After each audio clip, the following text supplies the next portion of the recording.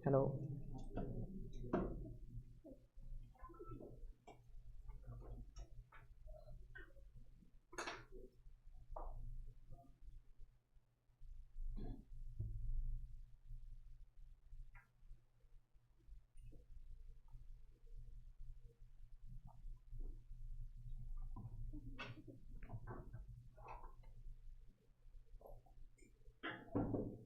Hello hello, good afternoon. हाँ जी बच्चे, शुरू करें। ऑनलाइन वाले बच्चे भी जुड़ जाएंगे, है ना। तो सबसे पहले तो कॉन्ग्रेचुलेशन, सर हमने ऐसा काम कर दिया, है ना। सबसे तो एक तो बड़ा काम कर दिया, ठीक है, कि 70% में नहीं आए, 30% में आ गए, जो ICI का रिजल्ट था, है ना। तो ये खुशी की बात है, दुख की बात है? खुशी की बात है, और गम की बात नहीं है, मोटिवेशन की बात है। गम नहीं है, क्या है, मोटिवेशन की बात है कि हमने एक चीज वो एक्सपीरियंस कर ली कि जब रेशियो बहुत बड़ा होता है फेलियर का, तो मुझे अब ये पता लग गया कि उस पॉजिटिव यानी कि 30% पास रेशियो में आने में कितनी मेहनत करनी पड़ती है ना। ये तो पता लग गया ना, खासकर स्पेशली किसमें, लॉ में, ठीक है। तो अब ये तुम्हें टेलर मिल गया कि अब इंटर में आए हैं तो लॉ में कितनी मेहनत की जरूरत है। तो किसके 70+ है लॉ में? नहीं आते तो हैं, किसी के नहीं है ना। तो मतलब अगर होंगे भी तो शायद 50 में से एक बच्चा होगा, 100 में से एक बच्चा होगा, है कि नहीं बात। और लॉ का कोर्स भी कितना था, ऐसा नहीं कि भैया लंबा चौड़ा कोर्स तो छोटा था, यानी कि जब लिमिटेड ये 4 या 5 एक्ट में मैं 70+ नहीं ला पा रहा, तो सबसे इंपॉर्टेंट मुझे जो सीख मिली फाउंडेशन से कि मेहनत उस सब्जेक्ट में हमें क्या करनी पड़ेगी, ज़्यादा करनी पड़ेगी। अच्छा, अकाउंट्स में तो सबके होंगे ना लगभग 60-70, यानी इसका मतलब हमें एक छोटा टेलर मिल चुका है, गुड आफ्टरनून गुड आफ्टरनून, कि मैथ्स में, है ना, राइट, जो निकल गई।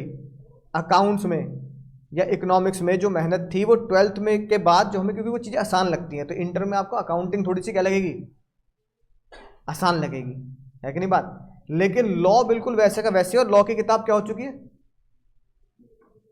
शाहरुख खान बन चुकी है, पहले इतनी, फिर इंटर में इतनी, और फिर, है ना, फाइनल में इतनी हो जाएगी। तो मुद्दा वही है जो इंटर में था, यानी मेहनत उतनी या उससे ज़्यादा करनी है, और लॉ पे फोकस ज़्यादा करना है।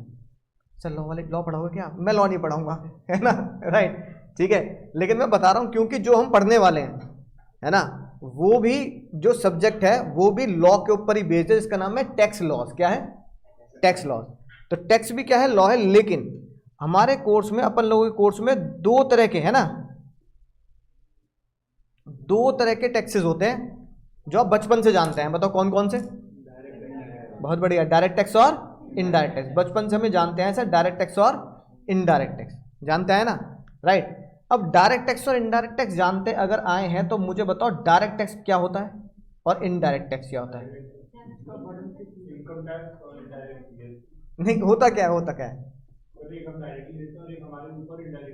हाँ, यानी कि सिंपल सी बात, पहले देखते हैं जो इनडायरेक्ट टैक्स है, क्योंकि वो तुमने बहुत आसानी से प्रैक्टिकली कई बार देखा है। अब टैक्स की अगर बात करूं ना, तो पूरे 6 के 6 सब्जेक्ट में जो सबसे इंटरेस्टिंग, और मजाक की बात, सर आप पढ़ा रहे हो आप तो ऐसे बोलोगे, ऐसा नहीं है, क्योंकि हर टीचर पढ़ाने वाला ये बोलते हैं, नहीं ऐसा नहीं है। या बाकी टीचर से भी पूछ लेना कि सबसे ज्यादा इंटरेस्टिंग कौन सब्जेक्ट है और प्रैक्टिकल कौन सब्जेक्ट है, टैक्स है। देश किस पे चल रहा है, ये तो 11वीं सीखता है ना। और खासकर तुम कई बार यूट्यूब पे ये डिस्कशन देखोगे कि भैया नीरव मोदी इतने 1000 करोड़ लेके भाग गया, विजय माल्या लेके भाग गया, टैक्स पेयर का पैसा है। तो टैक्स पेयर कौन होता है? जो टैक्स पे करता है। यानी कि हमारा देश, हमारी पूरी इकोनॉमी, किसी भी देश की इकोनॉमी किस पे चलती है सर? टैक्स पे चलती है ना।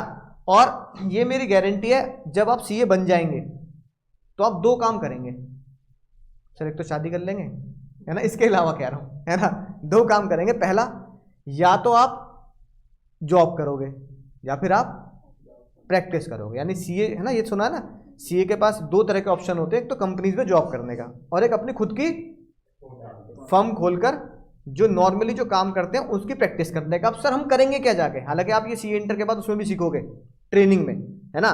तो हम सीए के साथ जो ट्रेनिंग में प्रैक्टिस करते हैं वही काम हम सीए बनने के बाद भी करते हैं। और 90% काम जो सीए फर्म में होता है वो क्या होता है? टैक्स का। किसका काम होता है? टैक्स का ही काम होता है। और सीए की 90% कमाई किससे होती है? टैक्स से होती है।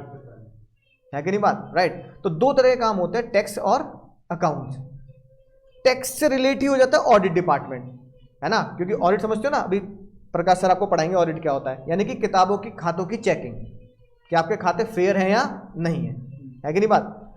तो टैक्स जो होता है वो कमाई का जरिया, किसका जरिया है, इसलिए मैं पहली क्लास में बताता हूं बच्चों को कि भाई टैक्स ये सोच के नहीं पढ़ना पेपर देना है, टैक्स क्या सोच के पढ़ना है, पैसे कमाने। यानी ये देसी भाषा में बोलो ना यूपी की, सर ये तुम्हारी 3 साल के बाद रोजी रोटी बनेगी, है ना, रोजी रोटी बनेगी। तो ये वो सब्जेक्ट है। तो कई बार है ना, जैसे मैं भी पढ़ता था तो पहले मैं ये पढ़ता था कि यार अकाउंट्स पढ़नी है, चलो ठीक है पढ़ लेंगे पास हो जाएंगे, लॉ पढ़नी है पढ़ लेंगे पास हो जाएंगे। लेकिन कुछ सब्जेक्ट हमारे दिमाग में ऐसा होता है कि यार अगर मैं ये करूंगा ये बनूंगा, या तो मैं करूंगा क्या अपने जीवन में। तो अगर आप प्रैक्टिस करेंगे या फर्म में भी जाएंगे या कंपनी में भी जाएंगे तो 90% आपको किस काम की नौबत आएगी करने की, टैक्स करने की। और मजा भी उसी में आता है, प्रैक्टिकली हम क्या कर रहे होते हैं, सीख रहे होते हैं, नॉलेज देने में मजा आता है, पढ़ने में मजा आता है। तो जो काम करके आप पैसा कमाएंगे वो सब्जेक्ट क्या है आपकी, रोजी रोटी है ना। तो भाई रोजी रोटी से पंगा नहीं लेना, इससे पंगा नहीं लेना। ये मैं इसलिए कहता हूं क्योंकि जब हम फर्स्ट ग्रुप का पेपर देते हैं ना, तो जैसे आपने ऑब्जर्व किया होगा पहला पेपर बड़ा बढ़िया जाता है ना, बढ़िया अकाउंट्स का फाउंडेशन में देखो। दूसरा पेपर क्या होता है, दूसरा पेपर होता है लॉ का थोड़ा सा झूमते झूमते जाते हो तुम। और आखिरी पेपर कौन सा दिया तुमने, मैथ में तो बच्चा सोचता बस ऊपर वाला किसी तरीके से क्या कर ले, पास करा ले। इंटर में क्या होता है, इंटर में पहला पेपर अकाउंट्स, दूसरा पेपर लॉ, और तीसरा पेपर होता है हमारा कौन सा पेपर सर, थर्ड पेपर होता है टैक्स। और 2 ग्रुप जो बच्चे देते हैं वो तो आखिरी तक स्ट्रेचर पे चल रहे होते हैं, चलो भाई है ना, इंटर मतलब आखिरी एग्जाम वाले दिन तो घर वाले छोड़ के आ रहे थे धकेल धकेल के, चल आखिरी है पेपर दिया। रीजन भी थोड़ा सा दिमाग पे प्रेशर बहुत ज्यादा हो जाता है, नींद थोड़ी कम होती है, इस तरीके से। तो अगर मान लो अगर कोई बच्चा फर्स्ट ग्रुप भी दे रहा है या थर्ड पेपर तक भी आ रहा है तो भी उसकी एनर्जी थोड़ी क्या हो जाती है, कंज्यूम हो जाती है। बात समझ में ना, राइट। तो इसलिए कहता हूं भैया एक ही मोटिवेशन आपको टैक्स में क्या करेगा पड़ता है कि भाई रोजी रोटी ये है ना, क्योंकि कमाना किससे है, टैक्स से। और आज जो मैं पढ़ाऊंगा ना, जैसे ही आपने अपने घर में बता दिया, घर आस पास पड़ोस में घर में पता लग जाता है फाउंडेशन होती, सीए बन गया, अब तो रिश्ते आ रहे हैं इसके है कि नहीं बात। तो कई लोगों को लगता है फाउंडेशन होते क्या हो गया, सीए हो गया। तो चलो बढ़िया बात भी है, मोटिवेशन की बात है, लोग सीए मानना शुरू कर रहे हैं। लेकिन सीए मानने के बाद आस पड़ोस रिश्तेदार आपसे अकाउंट से कोई सवाल नहीं पूछेगा, ये लिख के ले लो मुझसे, लिख के अकाउंट का कोई सवाल नहीं पूछेगा, भाई एंट्री बता दियो मेरी। पड़ोस वाले अंकल की दुकान होगी फॉर एग्जांपल, शोरूम होगा, फैक्ट्री होगी, तुमसे ये नहीं पूछेंगे कि एंट्री बता दे, क्योंकि एंट्री बताने के लिए और लिखवाने के लिए उन्होंने अकाउंटेंट रख रखा है। पर तुमसे पता क्या पूछेंगे, मेरा टैक्स निकाल दे, या मुझे यूपी की भाषा में बोलूँ तो जुगाड़, सब समझते हो जुगाड़ है ना, ट्रिक है ना, या वो तरीका है जुगाड़ बता दे जिससे मेरा टैक्स बच जाए। तो पड़ोसी सलाह किससे मांग रहा है, आपसे, किस चीज़ की। तो भाई ये रोजी रोटी बनी नहीं बनी, क्योंकि उसे सलाह दोगे तो वो 10 को बताएगा, है ना। तो सीए फेटर्निटी ऐसी है जिसमें ऐड नहीं होते, कि सीए का ऐड देखा कभी टीवी में, नहीं, सीए को भी ऐड नहीं आता टीवी में ना न्यूज़पेपर में, माउथ पब्लिसिटी है। क्योंकि सीए इंस्टीट्यूट कहता है प्यासे को कुएं के पास जाना है, कुआं प्यासे के पास नहीं जाएगा। तो जिसे जरूरत है ना टैक्स की वो आपके पास आएगा, आपको घर घर जाकर पर्चे नहीं बांटने कि मैं टैक्स का काम करता हूँ, तो फिर तो बेइज्जती है इतनी बड़ी डिग्री लेके भी, है कि नहीं बात। तो फिर पूरा का पूरा आपकी प्रैक्टिस, आपकी कमाई किस पे डिपेंड है, माउथ पब्लिसिटी पे, माउथ पब्लिसिटी पे डिपेंड है। और माउथ पब्लिसिटी पॉजिटिव कब होगी, जब आपका क्लाइंट दूसरे को बताएगा भाई उसके पास चला जाए वो बढ़िया काम करता है कि नहीं बात, और सलाह भी सही देता है कि नहीं बात। तो शुरुआत कहाँ से होती है, घर से होती है। पापा पूछेंगे बताइए जरा, है ना, चाचा चाची मामा ताई, फिर दूर रिश्तेदार के कॉल आने शुरू हो जाएंगे, फिर आस पड़ोस के पूछने शुरू हो जाएंगे, ठीक है ना। इंटर होती है तो समझ लो क्लाइंट आने शुरू हो जाएंगे, हे हमारी रिटर्न बढ़ा दियो यार, है कि नहीं बात। तो इसका मतलब रोजी रोटी तुम्हारी सीए बनने नहीं, रोजी रोटी इंटर के बाद ही शुरू हो जानी, वो भी किससे, क्योंकि 90% लोग तुमसे टैक्स की सलाह मांगने वाले हैं, है ना। तो अकाउंट्स पढ़ लेते हैं, अकाउंट्स हम पढ़ लेते हैं, अकाउंट्स से पास भी हो जाते हैं, क्योंकि अकाउंट्स खून में आ चुका। अब तो भैया अब तो इन्फ्यूजन इन द ब्लड हो गया ना, अब तो वो 11वीं से पढ़ रहे हैं। और क्या कहते हैं, सीए करके भी अगर अकाउंट्स में बच्चा लुढ़क रहा है तो फिर भाई तू कॉमर्स क्यों ले रहा है ना। तो अकाउंट्स में बच्चा पास हो जाता है, इंटर में भी होता है, फाइनल में भी होता है। और लॉ की जानकारी तो प्रकाश छट देंगे तुम्हें, है ना। तो लॉ तुम फाउंडेशन में देख ही चुके हो, थोड़ी सी मेहनत लॉ में ज़्यादा करनी पड़ेगी। और टैक्स ये सोच के पढ़ना है कि ये क्या है, भाई ये रोजी रोटी, कसम से रोजी रोटी है। इसलिए नहीं कि भैया मैं तुम्हें मोटिवेट कर रहा हूँ कि तुम टैक्स पढ़ो, ये पढ़ो, ये कसम से रोजी रोटी है। सीए बनने के बाद तुम्हें उतना टैक्स पढ़ा दिया जाएगा जितना देश में बना है, यानी फिर टैक्स का कोई भी ऐसा लॉ नहीं होगा जिसे तुम ये कह दो ये तो मैंने पढ़ा ही नहीं। यानी सीए अकेला ऐसा कोर्स है इसमें टैक्स की, यानी कि तुम टैक्स पढ़ने के बाद फाइनेंस मिनिस्टर को सलाह दे सकते हो। वो एक्चुअली एक्सपीरियंस से आती है बातें, हम प्रैक्टिस करते हैं, लेकिन इस लेवल का तुम्हें नॉलेज हो जाता है कि हाँ मैं फाइनेंस मिनिस्टर, मुझसे अगर कोई पूछ लेना कि भाई ये क्या चाहिए मैं बता सकता हूँ, 100% पढ़ा देता है ICAI 100%, कि कोई भी आज के बाद फाइनेंस मिनिस्टर भी कोई सवाल पूछ ले तो आप बता पाओ। तो फाइनेंस मिनिस्टर कौन है हमारे देश की? शुक्र है भगवान का, पता लगा प्रधानमंत्री के अलावा और कुछ जानते ही नहीं तुम, है ना। प्रेसिडेंट तुम जानते ही नहीं, प्रेसिडेंट कौन है? शुक्र है भगवान का। वाइस प्रेसिडेंट छोड़ो, चलो रहने दो, इतना रहने दो, है ना। तो वाइस प्रेसिडेंट, प्रेसिडेंट जानो ना जानो, एक पर्सन को जरूर जानना तुम अपने जीवन में। किसको सर? क्योंकि जो है भाई यही है, इनके ही हमें हाथ जोड़ना। हाथ जोड़ लो भाई, ताई का आशीर्वाद बहुत जरूरी है। फाइनेंस मिनिस्टर को हमारे देश में प्यार प्यार से पता क्या बोला जाता है? ताई, सीतारमन ताई, है ना, ताई बोला जाता है। तो ताई हमारी कुछ ना कुछ झोल करती रहती है, और उनका झोल का दिन पता कौन सा होता है? जो अभी अभी गुजर गया, हाँ 1 फरवरी। 1 फरवरी को जो बजट आता है वो एक्चुअली दुनिया बजट, उसमें सिर्फ एक ही चीज देखती है, और न्यूज में भी एक ही चीज दिख रही होती है, क्या? टैक्स। क्या दिख रही होती है? टैक्स। हमें कोई मतलब नहीं होता इकोनॉमी से कि डिफेंस मिनिस्ट्री को 1000 करोड़ दे दिए, 10 लाख करोड़ दे दिए, है ना, और हॉस्पिटल को इतने दे दिए, किसी को कोई मतलब नहीं होता भाई, तुम बांटो, है ना। तो बजट में ताई क्या करती है? बजट जब आता है तो बजट ताई पेश करती है। तो एक बात देखो कि ताई पेश कर रही है तो इसका मतलब सीतारमन क्या है? हमारी ताई फाइनेंस मिनिस्टर है। तो फाइनेंस मिनिस्टर का लेन देना फाइनेंस है। तो जब वो बजट में आती है तो हमेशा 2 सेक्शन को प्रेजेंट करती है, एक सेक्शन ए और एक सेक्शन बी। सेक्शन ए हमेशा दिखाता है एक्सपेंडिचर का, सपने। क्या दिखाता है? हमारे ये सपने हैं मेरे, है ना। गडकरी जी ने बोल दिया इतने लाख किलोमीटर क्या बन गई? सड़क बन गई। तो फिर सीतारमन ताई कहेंगे भैया अटल टनल बना दी, है ना, 3000 करोड़ का खर्चा आया, है कि नहीं बात। दुनिया की सबसे ऊंचाई की टनल, मतलब पूरी दुनिया में इतनी ऊंचाई पे किसी भी देश ने क्या नहीं बनाई? टनल नहीं बनाई, इसलिए हिस्टोरिक टनल है। गए होंगे ना मनाली उन्होंने घूमने, तो अटल टनल जाते हैं ना, राइट। तो मनाली में बना दी उन्होंने, ठीक है। अब 3000 करोड़ ऐसे ही उन्होंने एक नया प्रोजेक्ट इशू कर दिया, भैया जम्मू कश्मीर में ये कर देंगे, ऐसा कर देंगे, वैसा कर देंगे। फिर उन्होंने हेल्थ सेक्टर में बोल दिया कि नॉर्मली जैसे हर बजट में बोलते हैं एम्स खोलेंगे, एम्स। अब दिल्ली में तुमने एम्स की हालत देखी है ना, लोग सड़कों पे लेटे रहते हैं क्योंकि नंबर आता नहीं अंदर, लोग ज्यादा हैं, हॉस्पिटल कम है। तो हम 7 नए और 17 नए और 20 नए एम्स खोलेंगे, लोग खुश हो गए, बहुत बढ़िया बात। पीछे तो ऐसे ऐसे करके ताली बज रही होती है ना, हाँ ऐसे। फिर कुछ और बोलेंगे, एजुकेशन सेक्टर में इतने स्कूल और इतने वो और इतने ये कर दिया, वो कर दिया, ये खोलेंगे, इसके लिए हम इतना। फिर भैया डिफेंस की बारी आएगी, भैया चाइना पंगे लेता है, पाकिस्तान पंगे लेता है, तो डिफेंस में हम 1 लाख करोड़ या 2.5 लाख करोड़ का बजट होता है, इतने के हथियार खरीदेंगे, आर्मी को डेवलप करेंगे, तालियां बजती हैं। टोटल कर करा के उन्होंने for example 10 lakh crore, 10 lakh budget में सपने दिखा दिए, है ना, एलोकेशन ऑफ फंड कर दिया, जैसे हम बोलते हैं अकाउंट इकोनॉमिक्स की भाषा में एक्सपेंडिचर बना दिया, आपका एक्सपेंडिचर खाता बना दिया। फिर बोलती है ये मेरी जेब में थोड़ी रखे हैं पैसे, 10 लाख करोड़ मेरी अरे मेरी तो इसके आगे तनख्वाह भी 0.0001% भी नहीं है, मैं कमाने वाली 1-2 लाख रुपए महीने का, है कि नहीं बात। फिर मुद्दा आता है 10 लाख करोड़ आपने 2024-25 में सपने दिखा दिए, 10 लाख करोड़ रुपए चाहिए सपनों को पूरा करने के लिए। पैसा कहां से आएगा बाबू? पैसा, हाँ। फिर वो कहते हैं पैसा कहां से आएगा? टैक्स से। कहां से आएगा? अब टैक्स में भी जो टैक्स कलेक्शन होता है उसमें भी 2 तरह का कलेक्शन होता है ना। एक डायरेक्ट टैक्स में बता रहा हूं मैं, किसमें बता रहा हूं? एक कलेक्शन होता है तुम्हारे मेरे जैसे छोटे छोटे लोग, इंडिविजुअल, HUF, पार्टनरशिप, और दूसरा कलेक्शन होता है कंपनीज। कौन सा कलेक्शन होता है सर? कंपनीज से कलेक्शन होता है। उनके लिए वो क्या बनाते हैं? टैक्स का स्ट्रक्चर बनाते हैं कि उसमें क्या होगा और हमें उनसे कैसे टैक्स वसूलना है या उनको क्या बेनिफिट देने। इंडिविजुअल्स के बारे में आप पढ़ेंगे CA इंटर में। कहां पढ़ेंगे मुन्ना मुन्नी? कंपनीज के बारे में आप कहां पढ़ेंगे? फाइनल पढ़ेंगे। तो CA इंटर में इंडिविजुअल, HUF और पार्टनरशिप का आपको टैक्स लॉ पढ़ाया जाता है। फाइन जो कंपनीज के टैक्स लॉज हैं वो कहां पढ़ाए जाएंगे? फाइन, है ना।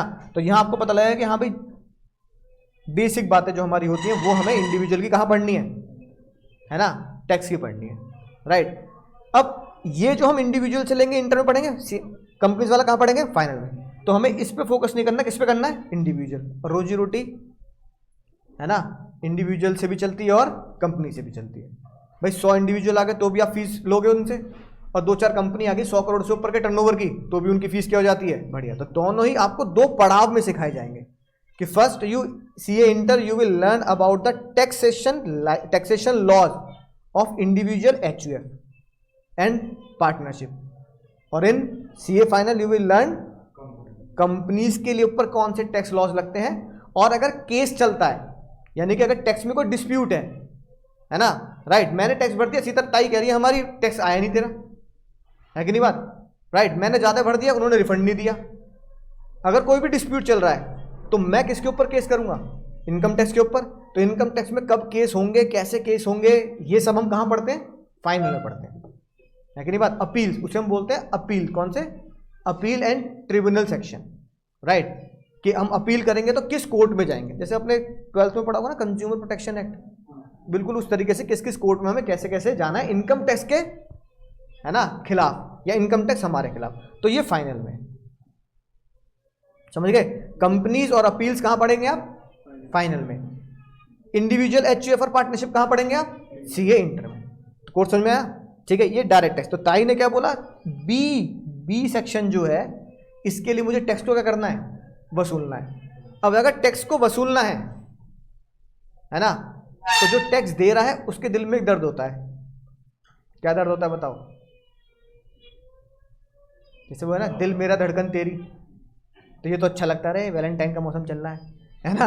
और अगर ताई सी बात को ऐसे बोल दे, है ना, पैसा मेरा कमाई तेरी, तो दिल ज्यादा दुखेगा, दुखेगा। पैसा मेरा और कमाई तेरी, है ना। जैसे ट्रकों के पीछे लिखा देखा होगा ना, मेहनत मेरी रहमत तेरी, ऐसी ताई का एक स्लोगन है इनडायरेक्ट, पैसा तेरा कमाई मेरी।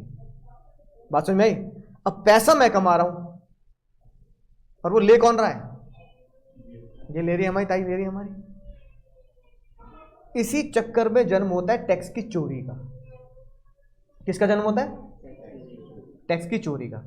अब फॉर एग्जाम्पल, आज ही से सिखाऊंगा मैं तुम्हें। फॉर एग्जाम्पल, मैंने इनकम कमाई और ताई ने बोला सर आपको ना इनकम का 30% टका, 30% मेरा, टका समझते हो ना, परसेंटेज, 30% मेरा है। अब मैंने बोला ताई मैंने साल में कमाया फॉर एग्जाम्पल 20 लाख रुपए, और आप कितने मांग रही हो, 30% कितना हो गया, 6 लाख। तो 6 तो ताई मुझसे तभी के तभी मांग रही, तो मेरी कमाई कितनी हो गई। अब बताओ दर्द होगा नहीं होगा। अब मैं उन 6 लाख की मेहनत सोचूंगा, रात रात भर काम किया, इतनी मेहनत करी, पैसा कौन ले रहा है। कहने को मैं लोगों से कह रहा हूं मेरा पैकेज 20 लाख का है, लेकिन एक्चुअली में है कितने का, 14 लाख का। तो 14 और 20 में बहुत डिफरेंस लगता है।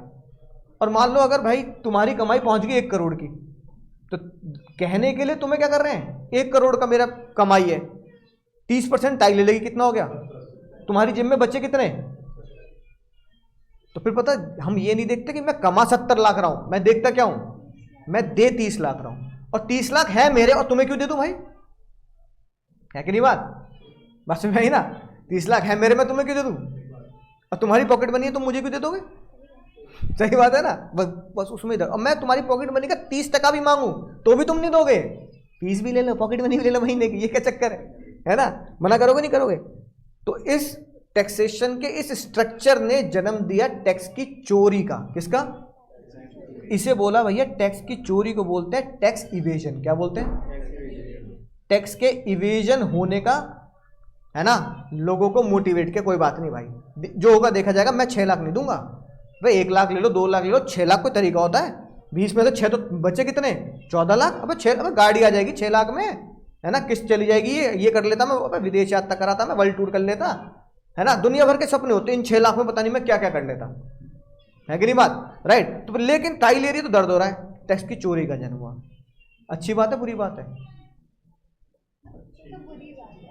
तुम्हारे लिए अच्छी बात है, क्योंकि टैक्स की चोरी अगर कोई करेगा तो पकड़े जाने का डर भी होगा, और पकड़े जाने का डर होगा तो सलाह कौन देगा, या तो सीए या फिर इनकम टैक्स लॉयर जो हाई लेवल का होगा, है ना। इनकम टैक्स लॉयर जो हाई लेवल का होगा वो सलाह देगा, यानी दो की रोजी रोटी बनेगी, सीए की या इनकम टैक्स लॉयर की, है ना। बीकॉम एमबीए इनका कोई लेना देना नहीं है इनमें, ठीक है। अब हर कोई चाहता है, अब जैसे मान लो तुम्हारा अगर टैक्स 30% बन रहा है तो तुम पूछोगे एक प्रैक्टिशनर सीए से, भाई बता देना कम कैसे करना है कि नहीं बात, राइट। अब वो तुमसे कह रहा है मैं तेरे 30 लाख बचा दूंगा, 20% फीस मांग ली आपने, कितना हो गया 6 लाख बचा दूंगा, 6 का 20%, हाँ 1,20,000। तो 1,20,000 अगर एक क्लाइंट तुम्हें दे रहा है, वो कह रहा है भाई मुझे मंजूर है, तूने मेरे 6 बचा दिए, मैंने मान लिया मैंने 1 लाख तुझे दे दिए, उसके तो 5 बच गए ना, वो तो ताई को देने को तैयार है ना 6 लाख रुपए, तुम उससे कितने बचा रहे हो 5 लाख, तो वो मान लेगा चल 5 लाख हो गए। अब ये बताओ तुमने उसे बोला कि टैक्स की चोरी नहीं करेंगे भाई, क्या नहीं करेंगे, टैक्स की चोरी नहीं करेंगे। वो कह रहा है मतलब, तो तुमने बोला भाई इतना अगर टैक्स की चोरी करनी होती तो फिर सीए पर पढ़ता क्यों फिर मैं टैक्स, चोरी करनी हो टैक्स पढ़ना क्यों, चोरी का मतलब क्या कि भैया मेरे 6 लाख का टैक्स बन रहा है, मैं एक भी नहीं दे रहा, बोलो क्या कर लोगे, है ना। टैक्स की चोरी करने का मतलब क्या है, टैक्स की चोरी करने का मतलब ये है कि मेरी फीस टैक्स की बनती है, फॉर एग्जांपल 10,000, मैं तुमसे कैश मांग रहा हूं। अब समझ में आया कि लोग कैश क्यों मांगते हैं, समझ गए ना। लोग कैश इसलिए मांगते हैं कि वो पैसा कहां ना जाए, बैंक के खाते में ना जाए। और ताई सिर्फ एक ही चीज पे टैक्स लग सकती है, किस पर, जो बैंक में दिखता है, जो तुम्हारी पासबुक में होगा ना पैसा, उस पर टैक्स लगेगा, जो कैश पड़ा है ना उस पर टैक्स नहीं लगेगा, है ना। इसलिए तुमने देखा होगा अभी कानपुर में नेताजी के घर में 300 करोड़ मिले, होता नहीं होता ऐसा, किसी घर में इतने मिले, भाइयों बहनों आज रात 12 बजे नोट बंद हो जाएंगे, तो पता लगा घर में क्या है, नोट निकल रहे हैं। रीजन भी अब सोचो उसका रीजन क्या है, क्या रीजन है कि उस पैसे पर मैं टैक्स नहीं देना चाहता, इसलिए मैं उस पैसे को कैश फॉर्म में रखता हूं। अब चाहे मैं वो कहीं भी रखूं, बोरी के अंदर रखूं, दीवार के अंदर रखूं, तकिए में रखूं, कैसे भी रखूं, बस में ही ना, ठीक है। इसलिए लोग कैश इकट्ठा करते हैं, यानी कि इसी कैश इकट्ठे करने को आप क्या बोलते हैं, बोलो, ब्लैक मनी बोलते नहीं बोलते, ब्लैक मनी, है ना, ब्लैक मनी बोलते। तो ब्लैक मनी कुछ भी नहीं है, दुनिया की सबसे सरल डेफिनेशन है ब्लैक मनी की। बताओ क्या, अब तुम बता सकते हो व्हाट इज ब्लैक मनी, बहुत आसान, जिस पे आपने टैक्स नहीं दिया वो काला धन है ना। काला मतलब काले प्रिंट में नहीं आएगा, उसे कहा जाएगा ब्लैक मनी, सिंपल। और लोगों को समझने में बड़ी दिक्कत होती है ब्लैक मनी के, हालांकि शिवाजी द बॉस एक पिक्चर आई थी उसमें यही कॉन्सेप्ट दिखाया था, बहुत सिंपल, जिस कमाई पर आपने टैक्स नहीं दिया वो क्या है, वो ब्लैक मनी है। अब सीए बन के भी अगर मैं चोरी कर रहा हूं तो फिर फायदा नहीं है, फिर तो मैं सीधा ये सलाह दे दूंगा ना कि सर बच्चों की फीस आएगी, क्या करना, हर एक बच्चे से कहना कोई यूपीआई नहीं, कोई चेक नहीं, क्या चाहिए, एटीएम जाओ कैश निकालो मुझे दे दो। अब मान लो तुम 20 बच्चों ने मुझे क्या दी, कैश में फीस दे दी, 10-10 हज़ार कितने आ गए मेरे, 2 लाख आ गए, 2 लाख मैंने घर की तिजोरी में रख रखे, बात खत्म। किसको पता लगा, किसी को नहीं, है कि नहीं बात, किसको पता लगा, किसी को भी नहीं, मैं बताऊंगा नहीं, है कि नहीं बात, राइट। और मैं तुमसे कह दूंगा अब ये बात सीतारमन को, ताई को बता के हो जाके, है ना। अब तुम्हें लगेगा कौन पचड़े में पड़े कि मैंने क्या दिया, फीस कैश में दे दी, तो कल को ये सवाल है तूने फीस कैश में क्यों दी, तो चोर का साथ देने वाले तो चोर है ना, कहता पढ़ाना तो पढ़ाओ वरना मैं पैसे दूंगा, किसमें दूंगा, यूपीआई से दूंगा, बैंक से दूंगा, वरना मैं नहीं पढ़ूंगा मैं, है कि नहीं बात। तो ना तुम बता रहे ना मैं बता रहा, पैसा कहाँ पड़ा घर में, तो फिर पढ़ाई की जरूरत क्या है, ये तो सबको पता है। इसलिए लोग तुमसे क्या मांगते हैं, कैश मांगते हैं। जो तुमसे कैश मांग रहा है ना वो इसलिए मांग रहा है कि उसको क्या नहीं चाहता, वो ये पैसा दिखाना नहीं चाहता अपने बैंक के खाते में, वो अपने घर में कैश रखना चाहता है और उसे किसी भी तरीके से खर्च देगा वो, है कि नहीं बात। दूसरा तरीका है टैक्स, ये तो तरीका बेकार हो गया भाई, इस पर तो कांटा लगा दे, फिर पढ़ी क्यों नहीं है, तो सबको पता है ना। चोरी चकारी के तरीके तो फिर तुम यूट्यूब पे भी कहीं भी देख लोगे, ऐसे बचा लेना वैसे कर लेना, है कि नहीं बात। दूसरा तरीका जो होता है टैक्स बचाने का, वो जो 6 लाख बचाने हैं ना, उसका दूसरा तरीका होता है टैक्स प्लानिंग। क्या तरीका होता है भाई, इसीलिए ही सीए का कोर्स बना है, इसलिए क्या बना है कि आगे जाके मेरी रोजी रोटी टैक्स प्लानिंग से चलेगी। किससे चलेगी, क्योंकि आप लोग ये बताओ, आप लोग सीए बन के क्या करेंगे, सिर्फ सलाह ही तो दोगे, क्या दोगे। तो एक बात ध्यान रखना, सलाह के ही पैसे हैं, वरना हम सब एक जैसे हैं, है ना भाई? सलाह के ही पैसे हैं, वरना हम सब। हाँ तो बंद कर, गेट बंद कर दो, है ना? मैं तुम तो पढ़ चुके हो, दोबारा दोबारा क्या पढ़ोगे? टाइम वेस्ट कर रहे हो, बंद करो गेट। ये इंटर वाले बच्चे, इनका पेपर है जून में। ठीक है, सलाह के ही पैसे और वरना हम सब एक जैसे हैं। तो सलाह ही देनी है और सलाह ही रोजी रोटी बन रही है। सलाह गलत हो गई तो वो पूरी माउथ पब्लिसिटी क्या हो जाती है? बेकार हो जाती है ना। तो इस इतनी बात समझ में आई? तो टैक्स प्लानिंग हमें, ये मैं साथ साथ तुम्हें सिखाता जाऊंगा। मतलब ये नहीं कि मैं आज नहीं तुम्हें घुट्टी पिला दूं, ऐसा नहीं हो सकता। हम जब भी चैप्टर पढ़ेंगे ना, तो हर चैप्टर की बेसिक टैक्स प्लानिंग मैं तुम्हें सिखा दूंगा, है कि नहीं? बात समझ में आई? तो वो टैक्स प्लानिंग क्या होती है? टैक्स प्लानिंग मतलब द लीगल वे और legal approach to save the tax. ठीक है। अब जैसे फॉर एग्जांपल छोटी सी बात जो हम आगे वाले चैप्टर में पढ़ेंगे, तुम्हारी जेब से कितना टैक्स जा रहा है? 6 लाख। अब ताई कह रही है कि तेरी इनकम कितनी थी भाई? 20 लाख।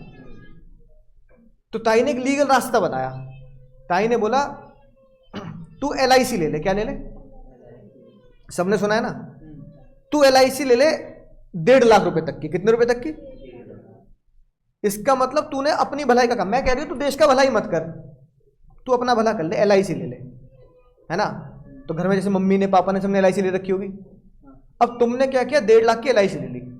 तो ताई ने बोला जो हमारे देश में 1.5 लाख रुपए तक की LIC ले लेगा, उसकी टोटल कमाई में से मैं उतना अमाउंट घटा दूंगी। तो तुमने बोला ताई ये बताओ मैक्सिमम कितने की ले लूं? 10 लाख की ले लूं? ताई ने कहा देश कौन चलाएगा फिर? देश कौन चलाएगा? तो ताई ने बोला मैक्सिमम लिमिट है LIC की 1.5 लाख। कितनी? अब तुमने कहा ठीक है भैया 20 लाख रुपए कमा रहा हूं तो सेविंग की सेविंग भी हो जाएगी। तो तुमने क्या किया? अब तुम्हारी कमाई कितनी? 18.5 है ना? फिर ताई ने बोला अपना भला कर लिया, एक भला और कर ले। वो आजकल ऐड आता है टीवी में, आप हॉस्पिटल में गए और हॉस्पिटल का बिल फर्र से ऊपर और आपका दिल फर्र से नीचे, है कि नहीं बात? पॉलिसी बाजार महंगा नहीं है, याद आई बात? तो ताई ने बोला एक काम कर भाई, मरने मराने की पॉलिसी ले रहा है तो हेल्थ की भी ले लेना। तो तुमने कहा ताई बताओ कितने? फॉर एग्जांपल ताई ने बोला मैक्सिमम 25, हालांकि आप और मेरे लिए 25 और जो बूढ़े लोग होते हैं उनके लिए 50 होती है ना? तो चलो 50 मान लेते फॉर एग्जांपल। तो 50 यहाँ कम कर दिया। अब तुम्हारी कमाई कितनी? 18 लाख। फिर भाई तुम्हें एक दिन तुम्हारी देशभक्ति जाग गई, है ना? देशभक्ति जाके तुमने देखा यार बॉर्डर पे यार बेचारा हमारे सिपाही मर गए, ये मर गए। तो तुमने क्या किया? मैं दान दूंगा आर्मी फंड में, है ना? किसमें दान दूंगा? तुमने कहा नहीं यार मंदिर मस्जिद, है ना, चैरिटी, गरीब संस्था, ना ना इनमें दान नहीं भाई, वो बेचारे बॉर्डर में मर जाए। तुम्हारा दिल जाग गया तो तुमने उसमें मिलिट्री फंड में दान दे दिया। तो ताई ने बोला तू जितना दान देगा मिलिट्री फंड में उतना घटा दूंगी। तुम्हारा दिल बड़ा था, तुमने दे दिए 3 लाख रुपए दान। कितने? अब तुम्हारी कमाई कितनी? अब 20 पे टैक्स नहीं लेगी ताई, कितने पे टैक्स देगी?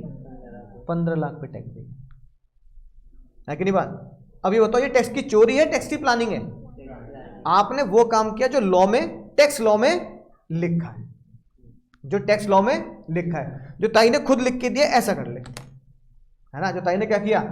खुद लिख के दिया कि भाई तू ऐसा कर ले तो ये तेरे को मैं रियायत दे दूंगी, अब तुझे 15 लाख पे टैक्स देना है, ठीक है? फिर LIC में एक वो बात कहती है जब तेरी LIC मैच्योर होगी तो वो भी क्या होगी? माफ होगी। क्या होगी? माफ। यानी LIC की मैच्योरिटी पे जो तुझे पैसा मिलेगा, मान लो तूने 10 लाख की LIC कराई, 10 साल में 1.5 लाख करके 15 साल की LIC कराई। अब जब 10 साल बाद तो 15 लाख की LIC मैच्योर होगी और तुझे 15 साल बाद 10 लाख के मिल रहे हैं, मान ले 15 लाख, तो तेरे जो 5 लाख होंगे वो भी क्या हो जाएंगे? Tax free. क्या हो जाएंगे? टैक्स फ्री, है ना? तो तब भी टैक्स बच गया, तब भी तो पैसा खाते में आएगा, और अब भी कितना बच गया? 1.5 लाख पे टैक्स बच गया। बात समझ में? अब ये बताओ ये जो भी सलाह जो मैंने तुम्हें एक सलाह दी, ये तुम सलाह पड़ोसियों कब दे पाओगे? जब तुम्हें विद सेक्शन पता रहेगा, विद सेक्शन और विद एक एक पॉइंट के साथ पता रहेगा। अब पता अगला सवाल क्या आता है? LIC मेरे नाम पे होनी चाहिए या मेरी वाइफ के नाम पे होनी चाहिए, मेरे माँ बाप के नाम पे? नहीं, LIC हम मम्मी पापा या बच्चों के नाम पे भी ले सकते हैं, है कि नहीं बात? ये अब उस प्रोविजन में जाके पढ़ना पड़ेगा, है कि नहीं बात? उस प्रोविजन में जाके पढ़ना पड़ेगा। अच्छा मैंने अपने ताऊ जी के लिए LIC ले ली तो नहीं है, बात समझ में? हाँ, तो ये पढ़ना पड़ेगा तुम्हें। अच्छा, स्टेप चाइल्ड आएगा नहीं आएगा, गोद लिया वो बालक, अडॉप्टेड आएगा नहीं, ये पढ़ना पड़ेगा। तो अभी इसको पढ़ने वाले नहीं, क्योंकि हम तब पढ़ेंगे ये बातें जब इस LIC के सेक्शन में जाएंगे। बात समझ में आई ना? तो ये अब सलाह लेने वाला आपसे ये भी तो पूछ सकता है कि भाई मैंने एक बच्चा गोद ले लिया है ना, अब मैं LIC में उसके नाम की भी LIC ले रहा हूं और मैं ले रहा हूं 1 लाख की, तो उसके नाम की LIC का टैक्स बेनिफिट मुझे मिलेगा नहीं मिलेगा? पता लगा तुम्हें पता ही नहीं, अच्छा बच्चा गोद भी ले सकते हैं, है ना? बात समझ में आई ना? फिर वो क्या हो जाएगी, फिर वही जितनी हो जाएगी भाई, अरे अब ये बस डिग्री लेके पास हो गया, ये मतलब है ना, इसको भी आता नहीं है। तो वो आता नहीं है और आता है, बस इसी का खेल है, उस प्रोविजन को ढंग से क्या करना, पढ़ना, और ये सोचना कि ये सवाल है ना मुझसे एग्जाम में नहीं पूछा जाएगा, ये सवाल मुझसे मेरा पड़ोसी पूछ लेगा तो इंसल्ट हो जाएगी। तुम तो कह दोगे टैक्स पढ़ लिया, हाँ पढ़ लिया, हाँ वो पूछ लेगा, बेइज्जती हो जाएगी वहाँ। तो ये थोड़ी बोले किताब खोल लो जरा, कह के नहीं बात समझ में? इसलिए जो भी याद करना है, जो भी समझना है, वो पहली क्लास से समझना है कि भाई रोजी रोटी पड़ोसी पूछ लेगा मेरा आज, है ना, राइट?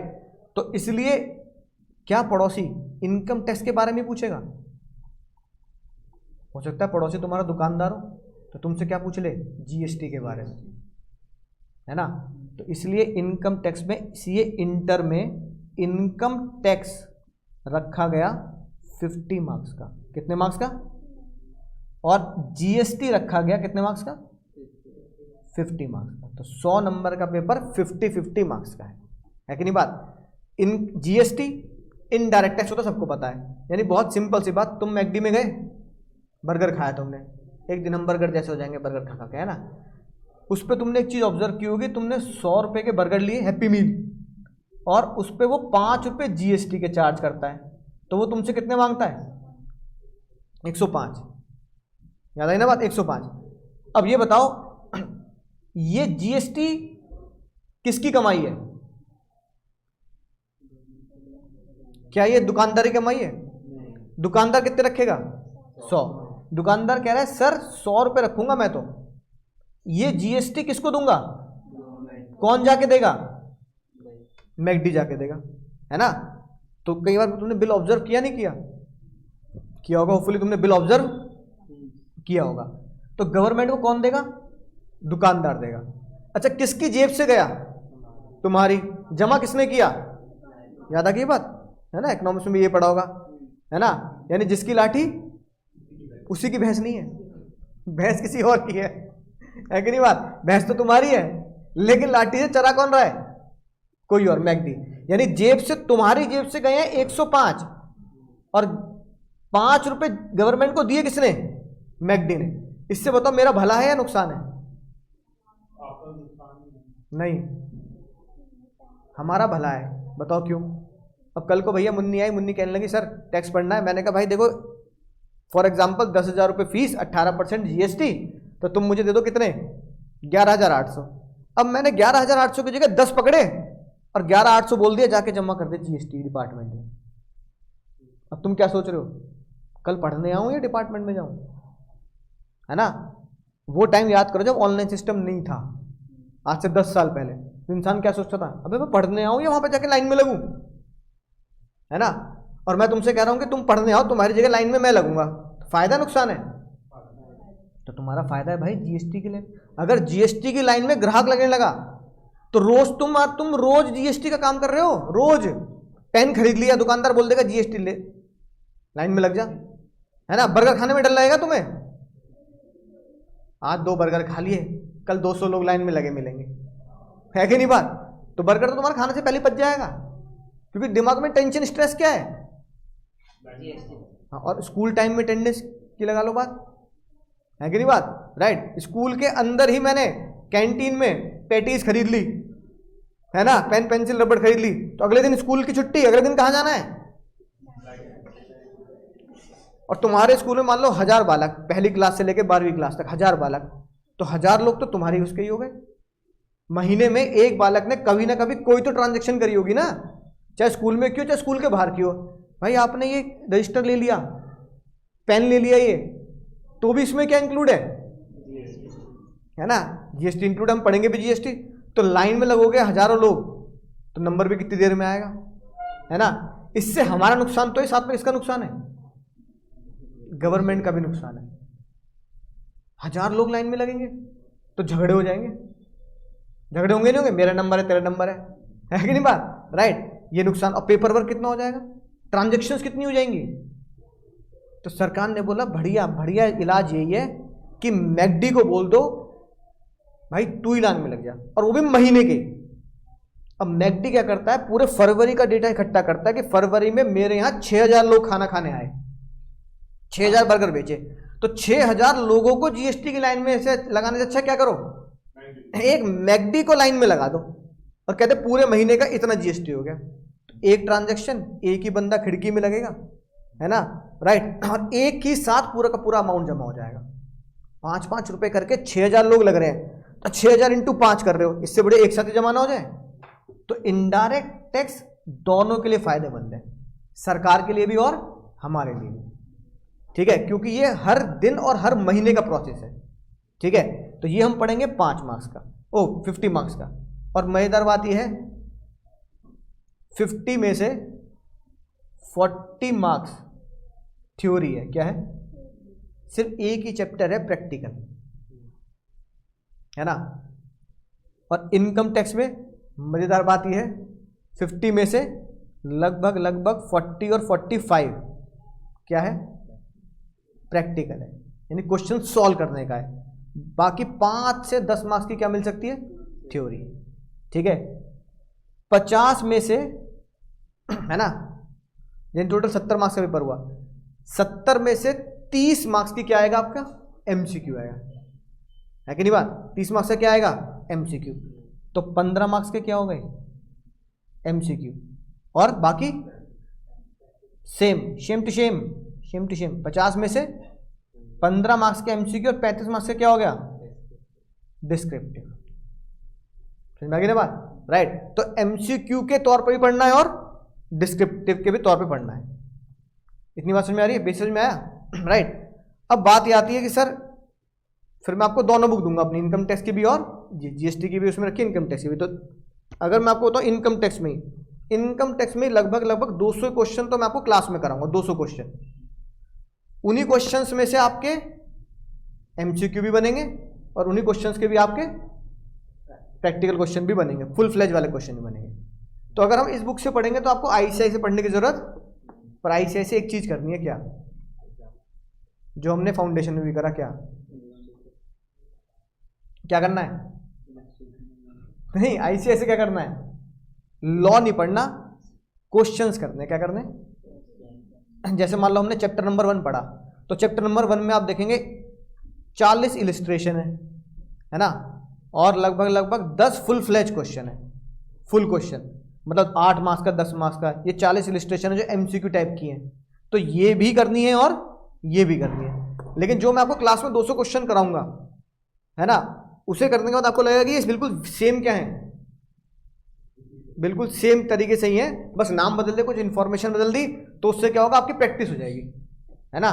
तो ये नहीं छोड़ना। बाकी आप लॉ बिल्कुल छोड़ सकते हैं, सीधा ऐसे किताब निकालो, इलिस्ट्रेशन करना शुरू कर दो, बात खत्म। पढ़ने की, क्योंकि हम कहाँ पढ़ेंगे, वो हम इस किताब से पढ़ेंगे। तो टोटल क्या है आपकी, बिल्कुल फाउंडेशन की तरह कॉमिक्स, बिल्कुल कॉमिक्स मिलेगी रंग बिरंगी, जिंदगी में तुम्हारे रंग भर जाएंगे टैक्स से, सब ब्लैक एंड व्हाइट जिंदगी है हमारी, है कि नहीं बात। तो जीएसटी भी और इनकम टैक्स भी क्या मिलेगा, बिल्कुल कलर मिलेगा।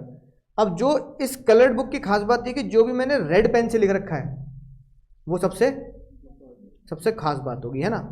उस मतलब कि उसको पढ़ने की पूरा लॉ पढ़ने की बजाय अगर आपने वो रेड हाईलाइटेड पॉइंट को पढ़ लिया तो वो पूरा कॉन्सेप्ट क्या हो गया, क्लियर हो गया, रिवाइज हो गया। क्योंकि इनकम टैक्स में वो प्रैक्टिकल पूछा जाएगा, है ना। तो प्रैक्टिकल पूछा जाएगा तो थ्योरी रटने की जरूरत नहीं। बात समझ आ गई ना, राइट। तो हम शुरुआत किससे करेंगे, इनकम टैक्स से करेंगे, थोड़ा मजा भी आएगा, प्रैक्टिकल भी आएगा, और लोग जीएसटी की सलाह कम मांगेंगे और इनकम टैक्स की सलाह आपसे ज्यादा मांगेंगे। अब मुद्दा ये आता है, सर पहले देखते हैं टैक्स होता क्या है। तो आपको लगता है टैक्स अभी शुरू हुआ होगा, नहीं भाई, टैक्स हजारों सालों से चला आ रहा है, नाम बदल बदल के। और इसीलिए हमने आज तीर्थ यात्रा महसूस हमेशा के लिए खत्म करने का फैसला किया। महसूस लगाना जब खत्म कर हुकूमत की दूरंदेशी पर, ताज़ो तख्त की बंद पर। यह फैसला हुकूमती फैसला है। टोरमच यह ऐलान कर दिया जाए कि आज से तीर्थ यात्रा महसूल हमेशा के लिए खत्म किया जाता है। हुक्म की तामील हो। क्या ऐलान करवा दिया भाई इन्होंने? नहीं, शब्द क्या दिया? उर्दू शब्द है ना, महसूल। ठीक है, तो यानी कि 500 साल पहले भी क्या था? टैक्स था, राइट। और उससे पहले भी क्या था? टैक्सेस थे, नाम बदल बदल के। तो उर्दू भाषा में टैक्स को क्या बोलते हैं? महसूल बोलते हैं। क्या बोलते हैं? महसूल। हिंदी में क्या बोलते हैं? कर। इस हिंदी में हम आज भी सुनते हैं ना, क्योंकि टीवी में रेडियो में ऐड देखते हैं, आयकर, आयकर विभाग, यानी इनकम टैक्स विभाग, डिपार्टमेंट, है ना, जीएसटी कर। हिंदी में क्या बोलते हैं? कर। है कि नहीं बात? राइट। तो अब एक बात देखो, यानी कि अकबर के टाइम पर, जो अकबर पिक्चर तो है ना, अकबर के टाइम पर जो तीर्थ यात्रा लोग करते थे, है ना, उस पर क्या लिया जाता था? टैक्स। समझ के टैक्स क्यों लिया जाता था? ताकि तीर्थ यात्रा के तीर्थ स्थल को क्या किया जा सके? मेंटेन किया जा सके। तो अब आजकल तीर्थ यात्रा पे क्या नहीं लगता? टैक्स नहीं लगता। उसके बिहाफ पर सरकार आपसे डोनेशन मांग लेती है। जैसे मान लो आप वैष्णो देवी गए, तो वहां लिखा होता है डोनेशन, है ना, तो वो मान लेते हैं भैया जितना तुम टैक्स देते इतना इंसान अपनी स्वेच्छा से क्या दे देगा? डोनेट कर देगा। तो उस प्रीमाइसेस को या उस एरिया को वो डोनेशन से क्या करेंगे? मेंटेन करेंगे। तो वैष्णो देवी बोलते हैं वैष्णो देवी श्राइन बोर्ड, है ना, वो एनजीओ हो गया, यानी कि वो हो गया हमारा स्पिरिचुअल या रिलीजियस ट्रस्ट। ठीक है, फिर भैया अंग्रेज आए। अंग्रेज कब आए सर? ये भी तुमने देखा होगा। यह ऐलान कर दिया आज से तीर्थ यात्रा महसूल याद आ गया अंकल जी? हमेशा के लिए खत्म किया जाता है। हुक्म की तामील हो। क्या माफ करेगा? ये तो सबने देखी है यार। तो लगान क्या है? टैक्स है। अरे सर, ये तो देखते टाइम पे तो हमें सोचा ही नहीं ये टैक्स है कि नहीं? मत लगान क्या है सर? टैक्स है। और ब्रिटिश गवर्नमेंट इस टैक्स को बार्टर सिस्टम में लेती थी। कैसे लेती थी? यानी कि 1947 तक ब्रिटिश गवर्नमेंट टैक्सेस को मॉनेटरी फॉर्म के बजाय किस फॉर्म में लेती थी?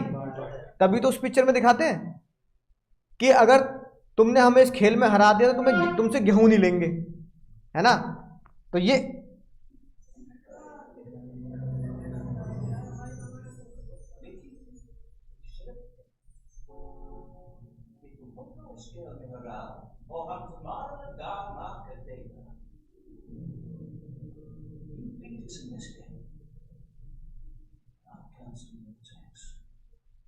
क्या माफ कर रहे हैं? I will cancel your tax. लेकिन यही तो भाग गया जो तुम हमको टैक्स यानी 3 गुना लगा। ठीक है, कितना लगान देंगे भाई? 3 गुना लगा, है कि नहीं बात? तो कितना टैक्स देना पड़ेगा भाई, है ना? क्या कह रहे हैं तनिष भैया? सर माइक डिस्कनेक्ट कर दो। क्यों? ठीक है, आवाज आ रही है ना सबको? तो कितना लगान देना पड़ेगा सर? 3 गुना लगान देना पड़ेगा। अब ये लगान क्या है? टैक्स। ब्रिटिश गवर्नमेंट इससे क्या लेती थी? Barter system. देश के आज़ादी के बाद बार्टर सिस्टम पे रोक लगाने के लिए जो हमारा टैक्स का स्ट्रक्चर बनाया गया, जो इनकम टैक्स एक्ट बनाया गया, है ना। हालांकि मैं आपको अगली क्लास में बता दूंगा बेसिक नॉलेज कि पहला इनकम टैक्स एक्ट कब बना। ब्रिटिश गवर्नमेंट लगाया था 1881 में लगवाया था, चला ना। हमारा जो रजिस्टर्ड इनकम टैक्स एक्ट बना जिसमें यह कहा गया बार्टर सिस्टम का लगान नहीं चलेगा, वो आया 1961। तो हम जो एक्ट पढ़ते हैं वो कौन सा पढ़ते हैं? इनकम टैक्स एक्ट 1961 वाला पढ़ते हैं। बात समझ में आई? इससे पहले वाले सारे टैक्स एबॉलिश कर दिए गए। उसके बाद 1961 इनकम टैक्स एक्ट क्या किया गया? लागू किया गया। तो आज भी वही चल रहा है 1961। बड़ी मजेदार बात बताऊं, इनकम टैक्स एक्ट 1961 वर्ल्ड का सबसे कॉम्प्लिकेटेड टैक्स स्ट्रक्चर है ना। समझना ही मुश्किल भाई। बढ़िया बात है गलत बात है? नहीं, बहुत बढ़िया बात है। पैसे मिलेंगे बाबू। जो चीज समझ में ना आए उसी का तो पैसा है, वरना हम सब एक जैसा है। अच्छा वो होता होगा टैक्स स्ट्रक्चर आसान बना दो, है ना, तो फिर तो बीकॉम वाला भी समझ लेगा, वो तुम्हारे ऊपर बोल देगा भाई यही तो है, नई बात क्या बता रहा तू, होगी बेइज्जती, है ना, राइट, उसे समझ में ना आए। और बीकॉम के कोर्स में कॉलेज का टीचर ये बोले ये वाली बातें सी में पढ़ाते, बीकॉम में नहीं पढ़ाते, तब इज्जत, अच्छा अबे यार मामला बहुत ज़्यादा टफ है यार, इसका मतलब है कि नहीं बात। तो भैया जितनी चीज़ टफ होगी कमाई उतनी ज़्यादा होगी, और जितनी चीज़ आसान होगी उतनी कमाई कम होती जाएगी। इकोनॉमिक्स का रूल चलता है हमारे देश में भी, scarcity, scarcity creates demand, CA scare और सीए की नॉलेज और टैक्स की knowledge is very scare, it creates demand और higher the demand higher the price, simple rule है। अगर तभी तुम जिंदगी में तुमने ये दुआ कराई मनाई कि भाई कोर्स आसान हो जाए, तो तुम पढ़ाई के लिए तो आसान कर रहे हो लेकिन जिंदगी मुसीबत में कर रहे हो, है ना। तुम बस ये बोलो कोर्स टफ हो जाए, मैं पास हो जाऊं, बस ये बोलो, बिल्कुल बिल्कुल अच्छी प्रार्थना है, अच्छी दुआ है, मुझे कोई इसमें कोई दिक्कत नहीं, लेकिन तुम ये बोलो कि सर कोर्स आसान हो जाए, तो गलत कर रहे हो अपने साथ। गलत क्यों कर रहे हो? क्योंकि जितना आसान होगा उतना लोग ज्यादा समझ जाएंगे, और जितना ज्यादा समझ जाएंगे उतने पैसे की कमाई कम होगी। पैसा उसी चीज के लिए आता है जिसके सामने वाले के दिलो दिमाग में डर हो, भाई ये काम मेरे हाथ का नहीं है कि नहीं बात, है ना। इसलिए डॉक्टर पैसा लेता है क्योंकि आपके हाथ में ऑपरेशन नहीं है कि नहीं बात। कोई दिक्कत हो गई तो घर वाले, मम्मी से थोड़ी करा लोगे ऑपरेशन, मम्मी सुविधा के कपड़े सिलती हो, है ना, टाँके यहाँ भी लगा दो, तो चोट लगी तो टाँके मम्मी थोड़ी लगा देंगी, और इसलिए पैसे डॉक्टर ज़्यादा लेता है। बात समझ में आ रही है ना। तो यही हमारे फील्ड में भी है, फीस उतनी ज़्यादा आपकी हाई होगी जितना कॉम्प्लिकेटेड टैक्स स्ट्रक्चर होगा, और जितना कॉम्प्लिकेटेड होगा उतनी रोजी रोटी समझ के उसको पढ़ने में आपको क्या होना चाहिए, इंटरेस्ट और मजा लेना है कि ये मुझसे पूछ लेगा तो इसका जवाब मैं दे पाऊंगा। अब जो पड़ोसी पूछ रहा है वही क्या एग्जामिनर पूछ रहा है आपसे, है ना। बस दिक्कत है कि 3 घंटे में सॉल्व करना है, पड़ोसी को हम थोड़ा सा समय भी दे सकते हैं, चल अभी बाद में बताता हूँ, तो इतना आपके टिप्स भी होने चाहिए विद सेक्शन। बोलो दिमाग समझ में आ गई। तो महसूल, लगान, टैक्सेस, कर, ये सारे एक ही थाली के चट्टे बट्टे हैं, इन सब में आपको क्या देना है सर, टैक्सेस देना है ना। अब एक चीज और बताता हूं, उसके बाद फिर एक चीज सिखाऊंगा आपको। ये बताओ, जैसे तुमने अभी अकाउंट्स की क्लास ली है ना, अकाउंट्स की क्लास की अगर मैं बात करूं तो सर ने तुमको बोला कि तुम्हारे एग्जाम में ईयर कौन सा आ रहा है भाई कौन सा ईयर आ रहा है बोलो। जब तुम बैलेंस शीट बनाओगे, बैलेंस शीट एज ऑन 31 मार्च 2000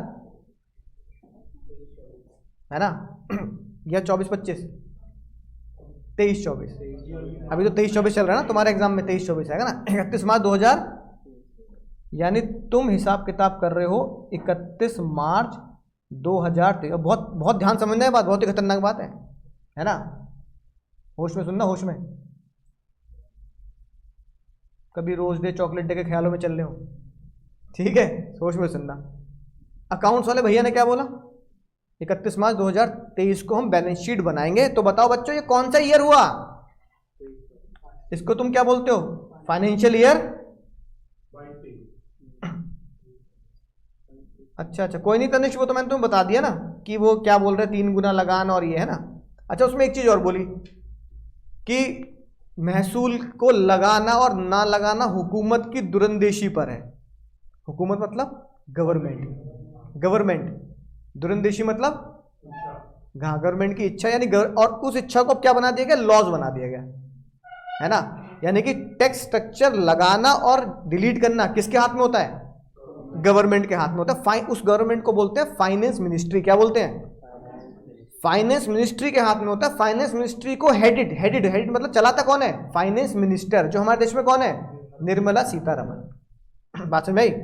तो निर्मला सीतारमण जी के ऊपर आते हैं प्रेसिडेंट, कौन आएंगे, प्रेसिडेंट। फिर अगर निर्मला सीतारमण जी की अगर कोई बात काटनी है तो कौन काट सकता है, president, the first person of India, president को बोला जाता है। तो ये सारी बातें फाइनल में पढ़ेंगे, कौन कौन इनकम टैक्स ऑफिसर होता है, कमिश्नर होता है, चीफ कमिश्नर होता है ना, फिर फाइनेंस मिनिस्ट्री आती है, फिर सीतारमण जी आएंगे, फिर प्रेसिडेंट, ये सब फाइनल की बातें पढ़ेंगे ना, राइट। लेकिन अगर फाइनेंस मिनिस्ट्री के हाथ में कोई चीज है तो इसे हम बोल देंगे गवर्नमेंट के हाथ में टैक्स का स्ट्रक्चर रहता है।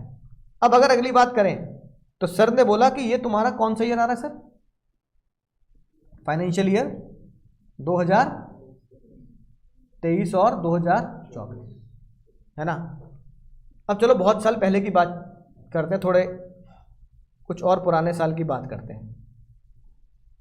हालांकि लॉ में थोड़ी वीडियोस और थोड़ी सी वो कॉन्सेप्ट ज़्यादा, टैक्स में थोड़े कम होते हैं ना, कि मतलब ऐसा नहीं कि रोज का सर आज एक पिक्चर आज, ऐसा कुछ नहीं होगा, है ना, राइट, थोड़ा सा उसमें ज़्यादा है। लेकिन अगर मैं तुम्हें बताऊं, एक मूवी आई थी 83,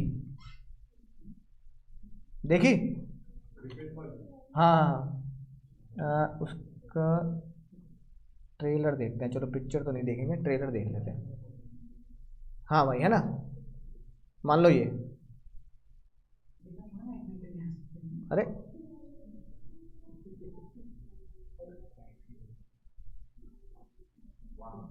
ऐसा लगता है कौन सा मतलब ड्रग्स मिल गई हो, चाय पीते हैं, लेकिन जिनको चाय की आदत होती है ना उनके लिए तो वो ड्रग्स ही होती है। जैसे मेरी मम्मी, वो चाय ना पिए ना उनके सर में दर्द हो जाता है। तो ड्रग, किसी चीज़ को ना लेने की वजह से अगर आपकी बॉडी रिएक्ट कर रही है तो ड्रग्स ही बन गई, वो स्लो ड्रग्स हो गई बस। ये होता है आपके घर में भी है ऐसा मम्मी के लोगों के साथ, है ना। मैंने मम्मी बताओ क्या कर लिया आपने, कल को अगर चाय ना मिले तो सर में दर्द हो जाएगा।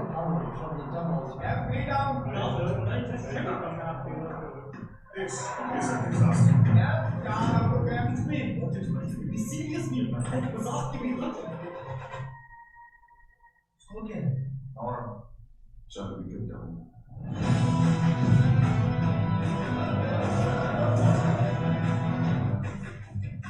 लंबा ऐड है।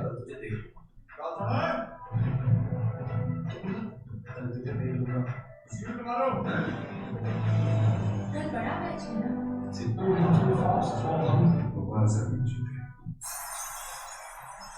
I say before, we're here to win.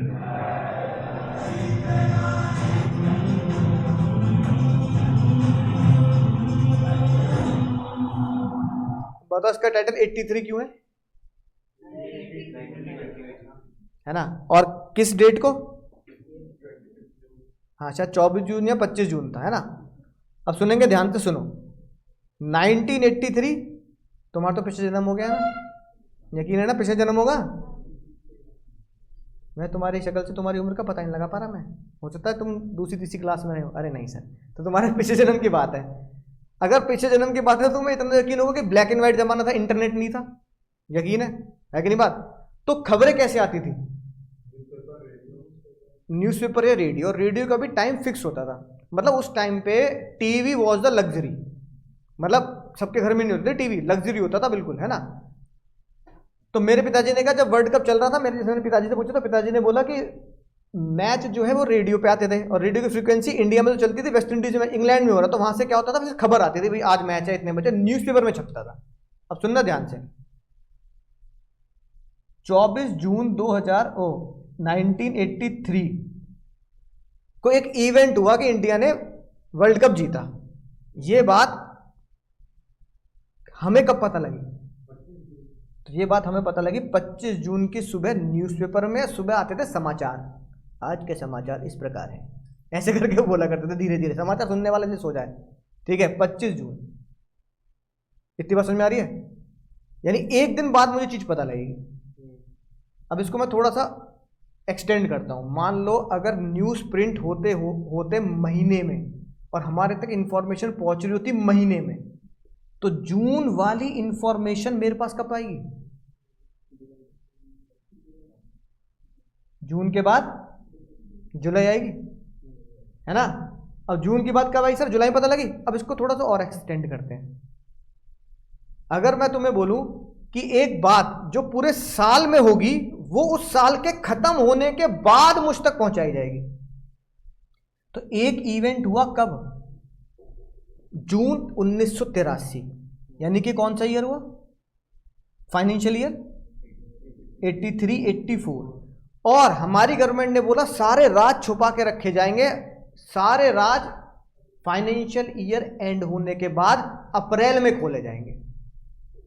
मैंने कहा मतलब पिछले साल हमारे देश में क्या हुआ क्या इसने क्या किया कुछ नहीं पता लगेगा। सरकार ने कहा अगले साल पता लगेगा। तो मुझे कब पता लगेगा वो? 84, 85। समझ रही बात, समझ में आ रही है? अब समझना बहुत ही धमाकेदार बात, बहुत ही धमाकेदार बात समझना। 84, 85 में मुझे पता लगेगी ये बात, ठीक है। अब ताई ने ये बोला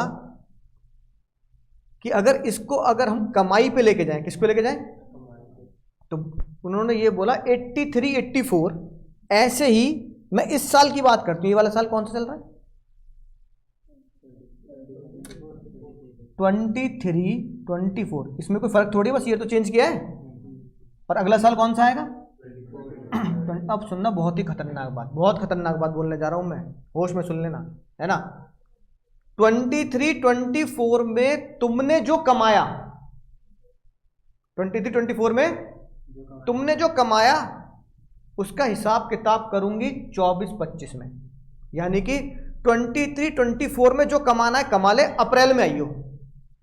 तो मैंने कहा ताई क्या बात कर रही हो, 1 अप्रैल 2023 से लेकर 2024 तक इस दौरान मैं कुछ भी कमा रहा हूं, उस पर तुम क्या कह रही हो? ताई कह रही उस पर मैं कोई बात ही नहीं कर रही तेरे से। क्यों कोई बात नहीं करूंगी, कमा ले तू। कमाई पर मैं कितना टका तुझसे मांग रही हूं, मुझसे इसे मुझे पूछे मत, तू कमा, पहले कमा तो ले, पहले कमा ले, उसके बाद ही बात कर लियो पैसे की। फिर जैसी अप्रैल 24 आई, क्या आई? अब बस, अब ताई ने घंटी बजानी शुरू कर दी, टीवी पे, रेडियो पे, है ना। हाँ, कि अपने इनकम टैक्स की रिटर्न टाइम पे भरें, अगर टाइम पे नहीं भरे तो पेनल्टी लगेगी, देश हित के खिलाफ चले जाओगे तुम, देश में अपना सहयोग दें। आते हैं टीवी में ऐड, रेडियो में भी आते हैं। ताई अप्रैल से शुरू हो जाती है ऐसे ऐसे ऐड देने, है ना। अब सुनना बहुत ध्यान से, बहुत ही खतरनाक बात, जो मैंने 23-24 में कमाया उसका हिसाब कब बनेगा? कब बनेगा उसका हिसाब? पक्का बोलो, लॉक कर दिया जाए भाई, मैंने लॉक कर दिया, मोदे पूछा लॉक कर देना, कर दिया, लॉक कर देना, कर दिया है पक्का, इसमें तो कोई डाउट नहीं। दीदी जल्दी बताओ, इसमें कोई डाउट नहीं है ना। 23-24 में जो कमाया उसका हिसाब 24-25 में होगा। तो बस अब ताई ने ये बोला कि 23-24 का हिसाब, यानी 23-24 में 23-24 की कैलकुलेशन किस चीज की? टैक्स से पहले इनकम की और इनकम के ऊपर टैक्स की। तो calculation of income plus tax मैं कब करूंगी? कब करूंगी? यानी 23-24 में जो मैंने कमाया, 31 तारीख की रात 12 बजे तक जो मैंने कमाया उसका हिसाब वो कब करेंगी? अप्रैल 24 में। और अप्रैल 24 लगते हुए कौन सा ईयर हो जाता है? 24-25। इतनी बात समझ आ रही है? यानी कमाई का साल पहले खत्म हो जाने दो, है ना, टैक्स का साल उसके बाद चालू करूंगी। बात समझ में आई? अब कुछ बहुत ही अच्छे देश, बहुत ही बढ़िया देश, वो कहते हैं सर ये पूरी दुनिया में ऐसे चलता है, ये इंडिया ने अलग थोड़ी कर लिया, पूरी दुनिया में ऐसे चलता है। तो लोगों ने बोला बताओ इस प्यार को क्या नाम दूं, इस प्यार को क्या नाम दूं, ये वाला गाना गाया, इस प्यार को क्या नाम दें? तो बहुत सुखी, बहुत अच्छे, बहुत ही सभ्य देशों ने नाम दिया, इस प्यार को हम नाम देंगे इनकम ईयर। क्या नाम देंगे? और उन्हीं बहुत अच्छे, बहुत सभ्य लोगों ने नाम दिया, इस प्यार को हम नाम देंगे टैक्स ईयर। क्या नाम देंगे? है ना। 10वीं 11वीं 12वीं का बच्चा भी, 9वीं से मान लेना, 9वीं 10वीं 11वीं 12वीं का बच्चा भी पहचान लेगा कि पापा 23-24 में आपने कुछ कमाई की होगी और 24-25 में उस पर क्या भर देना? टैक्स भर देना। कुछ लोग कहने लगे हम इसको नाम देंगे अर्निंग ईयर। क्या नाम देंगे? Earning year. और इसको हम नाम दे देंगे कैलकुलेशन ईयर। क्या नाम दे देंगे? Calculation year. कि पहले कमा लो, कैलकुलेट मत करो कितना कमाया, P&L बैलेंस शीट सब बेकार है। कब बनाना? अप्रैल 24 में बनाना। कब बनाना? अप्रैल 24 में। तो अर्निंग ईयर और कैलकुलेशन, किस चीज की कैलकुलेशन? इनकम और टैक्स की, है ना। फिलहाल समझ लो किस चीज की कैलकुलेशन? टैक्स अगले साल कैलकुलेट कर लेंगे, बढ़िया बात है। पर जब लॉ बना रही थी ताई हमारी, तो ताई पी रही थम्स अप। क्या पी रही थी? ताई ने कुछ तूफानी करूंगी मैं, समझ गए अब तुम, है ना। वो कानूनी क्या, जो हाँ, और जो समझ में आ जाए। बढ़िया बात है, रोजी रोटी बनने का टाइम आ रहा है ना, बढ़िया बात है। ताई ने बोला कैलकुलेशन ईयर का टफेस्ट वर्ड ढूंढो, टफेस्ट वर्ड, मतलब 12वीं का बालक तो समझ ही ना पाए, 9वीं 10वीं 11वीं 12वीं करने का क्या बोल रहे समझ में नहीं आ रही बात, डिक्शनरी खोलनी पड़े जिसके लिए, और आजकल के जमाने में गूगल करना पड़े मीनिंग ऑफ दिस, है ना। तो उस वर्ड का निर्माण किया ताई ने असेसमेंट। बात समझ में आई? असेसमेंट मतलब टू कैलकुलेट समथिंग, असेसमेंट मतलब टू कैलकुलेट समथिंग, असेस मतलब टू कैलकुलेट समथिंग, असेस मतलब किसी चीज को, है ना, कैलकुलेट करके टोटल कर देना, असेसमेंट। तो ताई ने बोला जिसे पूरी दुनिया टैक्स ईयर कैलकुलेशन ईयर बोलती है, हम आज के बाद उसे क्या बोलेंगे? Assessment year. क्या बोलेंगे? बात समझ में आ रही है? ठीक है, बोलो असेसमेंट ईयर। फिर लोगों ने पूछा ताई अर्निंग ईयर को, इस प्यार को क्या नाम दोगी? दुनिया कहती है इनकम ईयर, अर्निंग ईयर, इस प्यार को क्या नाम दोगी? तो ताई ने बड़ी खतरनाक बात कर दी। ताई ने बोला इस प्यार को मैं नाम दूंगी प्रीवियस ईयर। यही सारा कंफ्यूजन क्रिएट हो गया। पहले इसको समझते, प्रीवियस ईयर मतलब पिछला साल, जिसे दुनिया इनकम ईयर कह रही है, ताई तुम उसे प्रीवियस ईयर बोल रहे हो, पागल हो क्या? क्या क्या क्या कह रही है, समझ में नहीं आ रही बात समझ में आई? जिसे दुनिया क्या बोल रही है? इनकम ईयर, जिसमें तुम्हारे घर वाले माँ बाप ऑफिस जाके या बिजनेस में जाके कमाई कर रहे हैं, उस कमाई वाले ईयर को ताई प्रीवियस ईयर नाम दे रही है। फिर लोगों ने पूछा ताई ऐसे तो ऐसे नहीं चलेगा, रीजन तो बताओ, प्रीवियस ईयर क्यों बोल रहे हो? तो बताओ प्रीवियस ईयर क्यों बोल रही है ताई से? हाँ, ताई कह रही इनकम टैक्स में जब तुम कैलकुलेट कर रहे होते हो तो तुम कहां खड़े हो? तुम अप्रैल 24 में खड़े हो। अप्रैल 24 मतलब ईयर कौन सा हुआ? 24-25। और जब अप्रैल 24 में जब मैं तुमसे कह रही हूं अब निकाल अपनी इनकम पे टैक्स, तो वो कौन सी इनकम है? और प्रीवियस ईयर कौन सा है? तो जब मैं 23-24 में हूं तो मैं कमा रहा हूं, और जब मैं टैक्स निकाल रहा हूं तो मैं टाप के कहां चला गया? 24-25 में। जब मैं 24-25 में खड़ा हूं, अप्रैल 24 में खड़ा हूं, तो 24-25 हो गया। 24-25 में ताई कह रही है 23-24 की क्या निकाल? टैक्स निकाल 23-24 का। 23-24 की कमाई पर क्या निकाल? टैक्स निकाल। बात समझ में आ रही है? तो ताई कह रही है मैं जब इनकम टैक्स की बात करूंगी तो मैं कब का बात करूंगी? अप्रैल 24 में। और जब मैं अप्रैल 24 में बात करूंगी तो तू कमा कौन सी इनकम रहा होगा? झांक पिछले, है ना, आस पड़ोस के छज्जों में तुमने बहुत झांका है, अब कहां झांक? अब पिछले साल में झांक। पड़ोसी के मत झांक, अब कहां झांक? पिछले साल में। अब पिछले साल में झांक के बता कि तूने कितना कमाया और उस पर कितना टैक्स बना, तो अब दे दे। एक्चुअली में इनकम टैक्स उस साल की बात ही नहीं करता जिस साल तुम कमाते हो। इनकम टैक्स किस साल की बात करता है? जिस साल तुम पे कर रहे हो। इसलिए इनकम टैक्स की किताबें सबसे कंफ्यूजिंग ईयर से बिकती हैं स्टेशनरी वाले के द्वारा, बुक सेलर के द्वारा, है ना। अब बताओ क्यों? अब सुनना ध्यान से।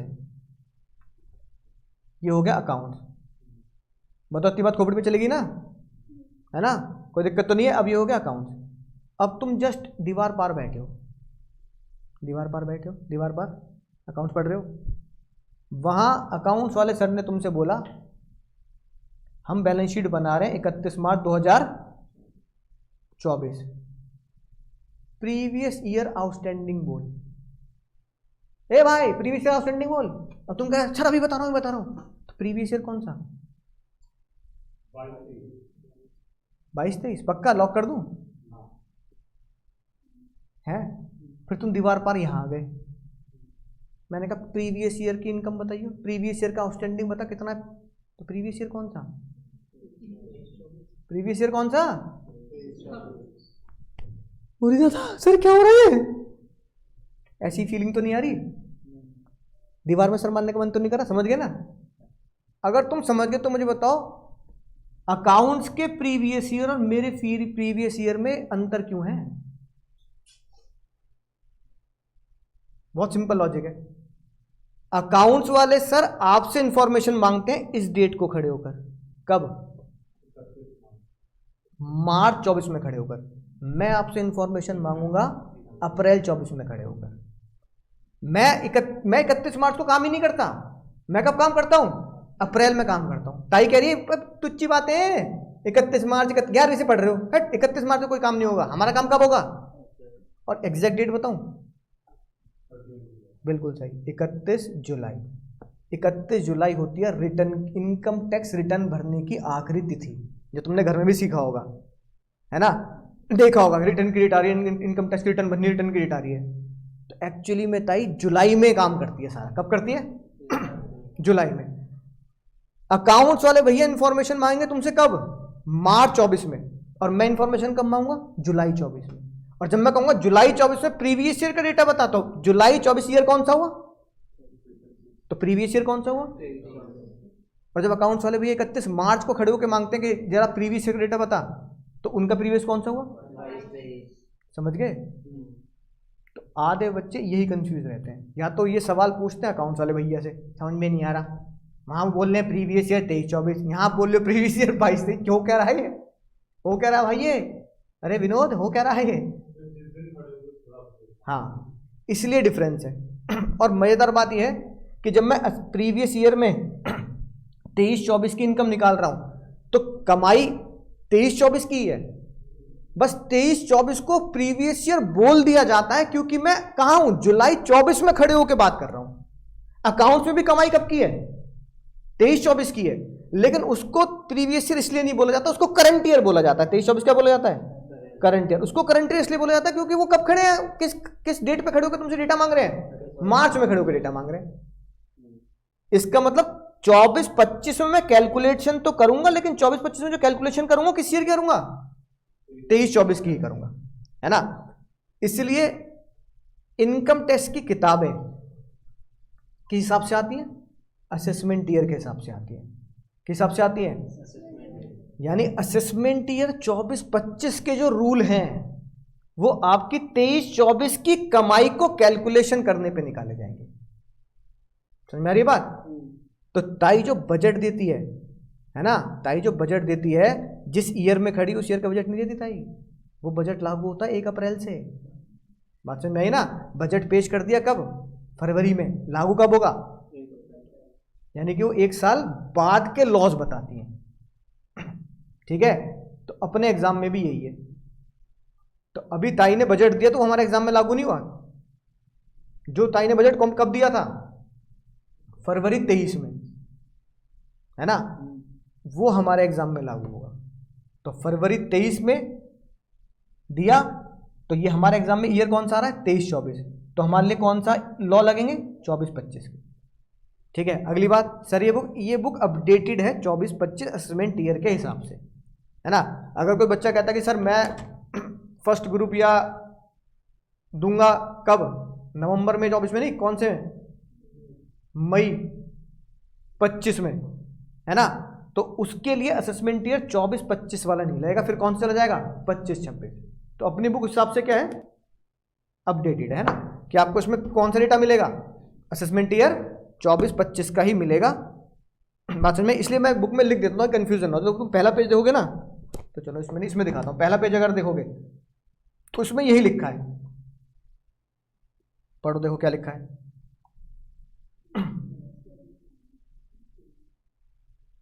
है ना, आईसीआई की जो किताब आएगी ना, उसमें ये नहीं लिखा होगा। क्या लिखा होगा?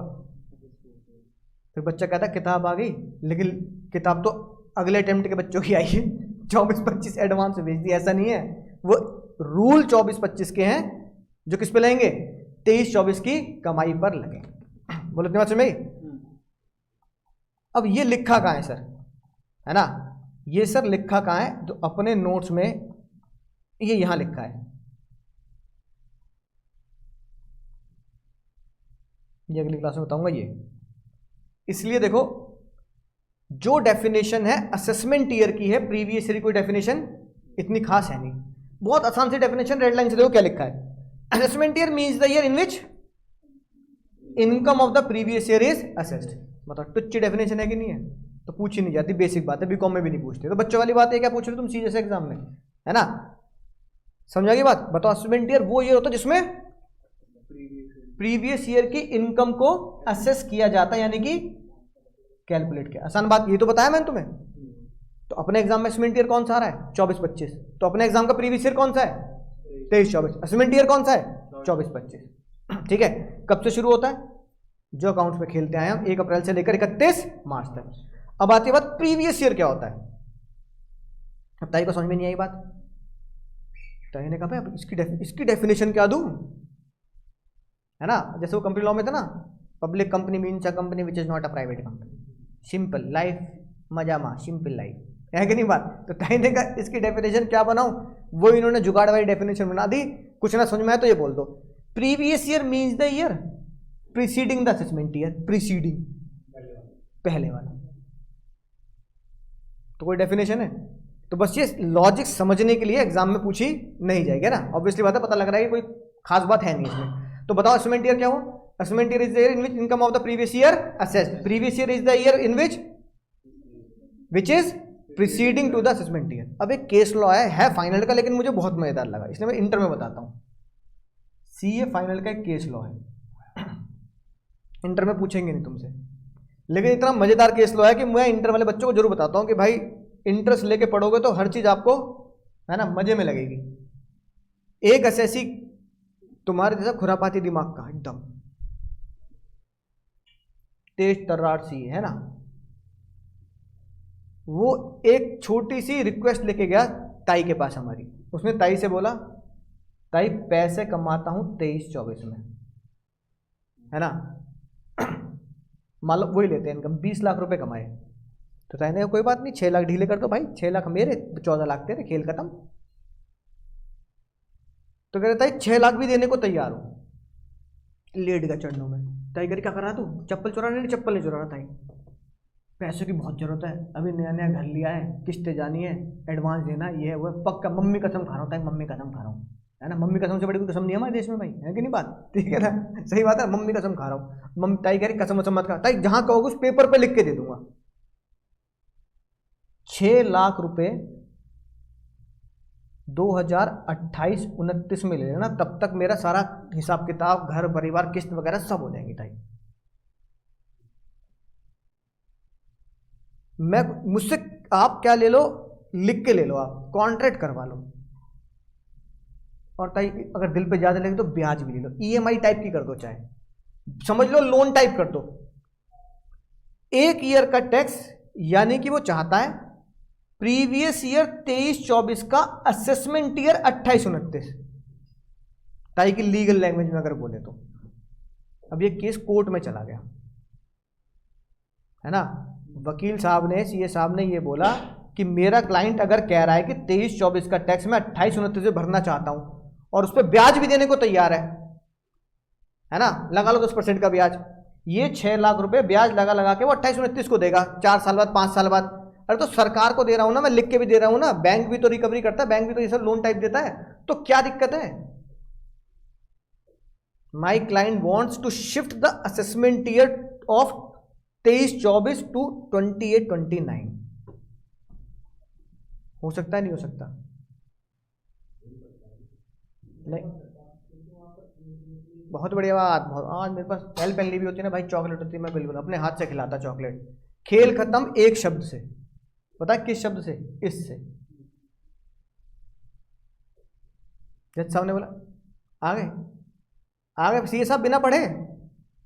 तो इस बात, इस केस लॉ समझ में आया, चाहे कंपनी लॉ हो जो पढ़ोगे आप लॉ वाले सर के साथ, चाहे इनकम टैक्स लॉ हो, एक एक शब्द क्या है, एक एक शब्द कीमती है। एक शब्द से केस खत्म, एक शब्द से, और बात कोर्ट तक चली गई। कोर्ट तक सोचो, कोई भैया केस लड़ रहा है साल भर से, और जज साहब ने खेल खत्म कर दिया 1 ही मिनट में कि वकील साहब पढ़ के तो आया करो, क्या केस लड़ रहे हो तुम, क्या लिखा है। जो चीज लॉ में पहले से लिखी है उसमें भी तुम्हें कंफ्यूजन क्रिएट हो जाती है। इमीडिएट लिखा है, इसका मतलब क्या है, previous year is the year just immediate the assessment, जो असेसमेंट ईयर ना उससे चिपका हुआ है वो, है ना। तो असेसमेंट ईयर अगर ये 28-29 है तो इसका प्रीवियस ईयर 23-24 बन ही नहीं सकता, इसका प्रीवियस ईयर हमेशा क्या बनेगा, 27-28, जस्ट इमीडिएट लिखा है तो इसका, इसलिए असेसमेंट ईयर और प्रीवियस ईयर, है ना, क्या करने हैं, रेल के डब्बे की तरह एक साथ चिपका के ही चलने, इसको क्या नहीं कर सकते। इंजन बाद में आएगा, ट्रेन बाद में आएगी, ऐसा नहीं होता भाई। इंजन के साथ रेल का डब्बा चिपका ही रहेगा। इससे केस सॉल्व होगा। हालांकि इंटर में नहीं पूछते, पर मुझे बहुत इंटरेस्टिंग लगा ये केस, कि मतलब वन ऑफ द केस जो एक शब्द से सॉल्व हो गया, जिसमें कोई दलील नहीं, कोई बड़े बड़े पर्चे नहीं। जज साहब ने कहा एक शब्द, खेल खत्म। बताओ कितनी बेइज्जती हुई होगी। और जज साहब ने ये और बेइज्जती करी, भाई ये बढ़िया जरा, 1 2 3 4 शब्द ना पढ़े जा रहे तुम पे। 4 शब्दों के लिए तुम कहां गए, कोर्ट पहुंच गए। 4 शब्द इंटरप्रिटेट नहीं हो रहे तुमसे, तो तुम वकील होके सीए बन के पूरे पूरे लॉ कैसे इंटरप्रिटेट कर दोगे? है कि नहीं बात? अब कल को कोई बिल आ जाए, अब जैसे किसान लड़ रहे हैं किसान बिल पर, है ना, अब तुम वकील हो या सीए हो, तुम्हें कोई कहते हैं भाई किसान बिल 10 पेज का है, इसे इंटरप्रिटेट कर दो। इंटरप्रिटेट मतलब समझा दो कि कानून क्या कहना चाह रहा है और ये किसान क्या मुद्दा उठा रहे हैं।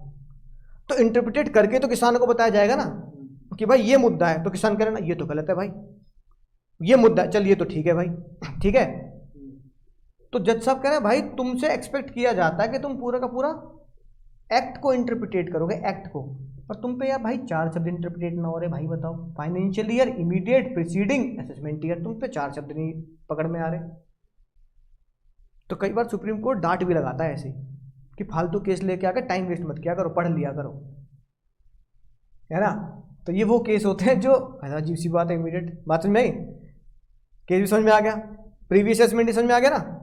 अगली बात, अगर किसी की दुकान, किसी का सामान या किसी की जॉब साल के उस बीच में शुरू हुई है, तो उसका प्रीवियस ईयर 1 अप्रैल से शुरू नहीं करने का है बाबू, नहीं, कब से शुरू करने का है, जिस साल उसने जॉब या दुकान का रजिस्ट्रेशन करा है। जैसे देखो पोपटलाल याद आ गए, उन्होंने 1 अक्टूबर से अपना बिजनेस शुरू किया, तो उनका प्रीवियस ईयर क्या होगा, 1 अक्टूबर से 31 मार्च। 1 अप्रैल से मत ले लेना, बात समझ में आई, राइट, इतना होगा।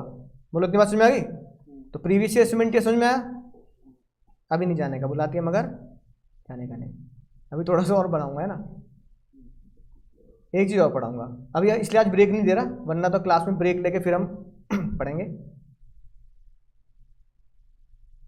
एक चीज़ जो बहुत जरूरी है जाननी, पहली बात तो प्रीवियस ईयर में कोई कंफ्यूजन नहीं है, असेसमेंट ईयर में कोई कंफ्यूजन नहीं है।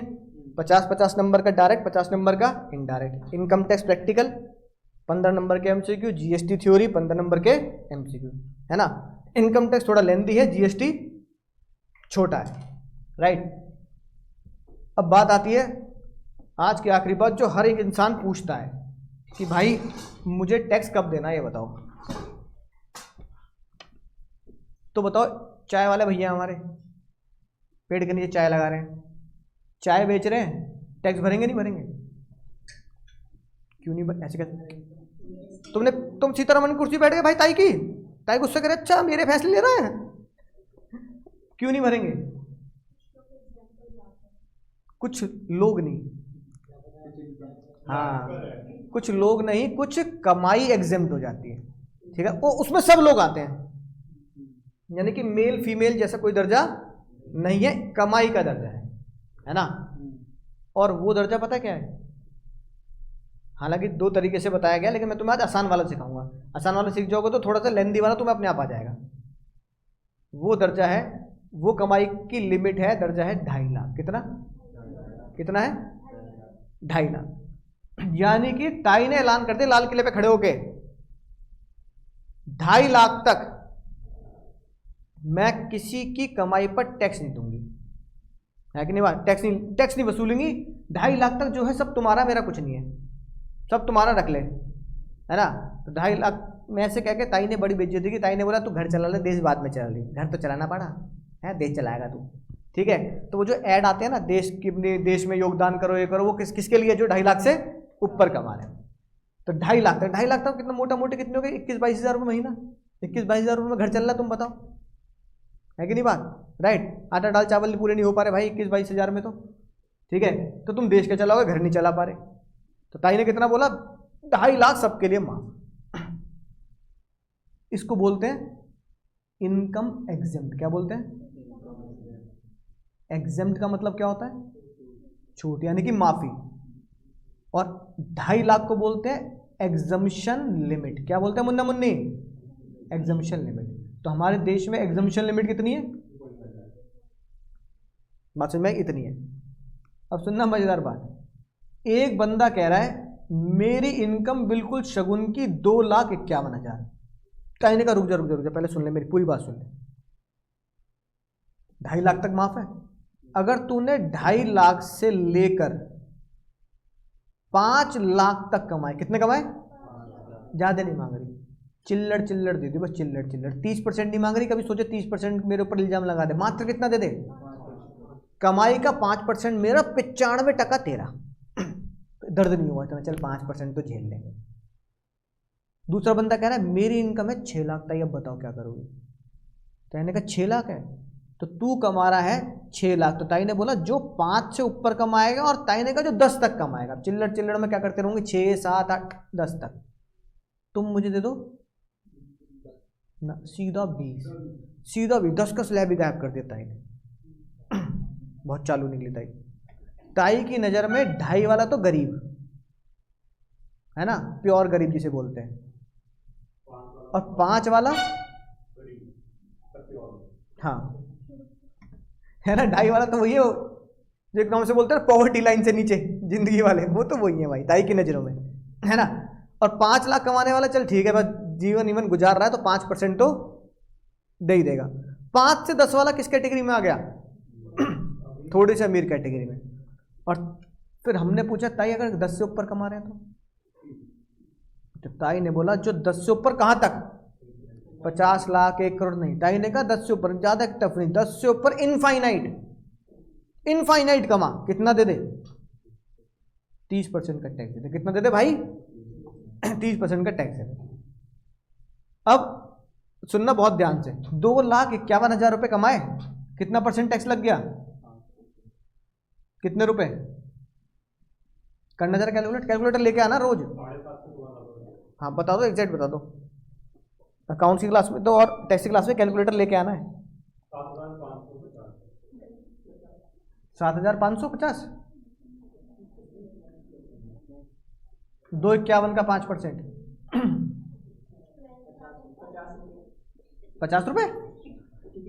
नहीं, 2,51 का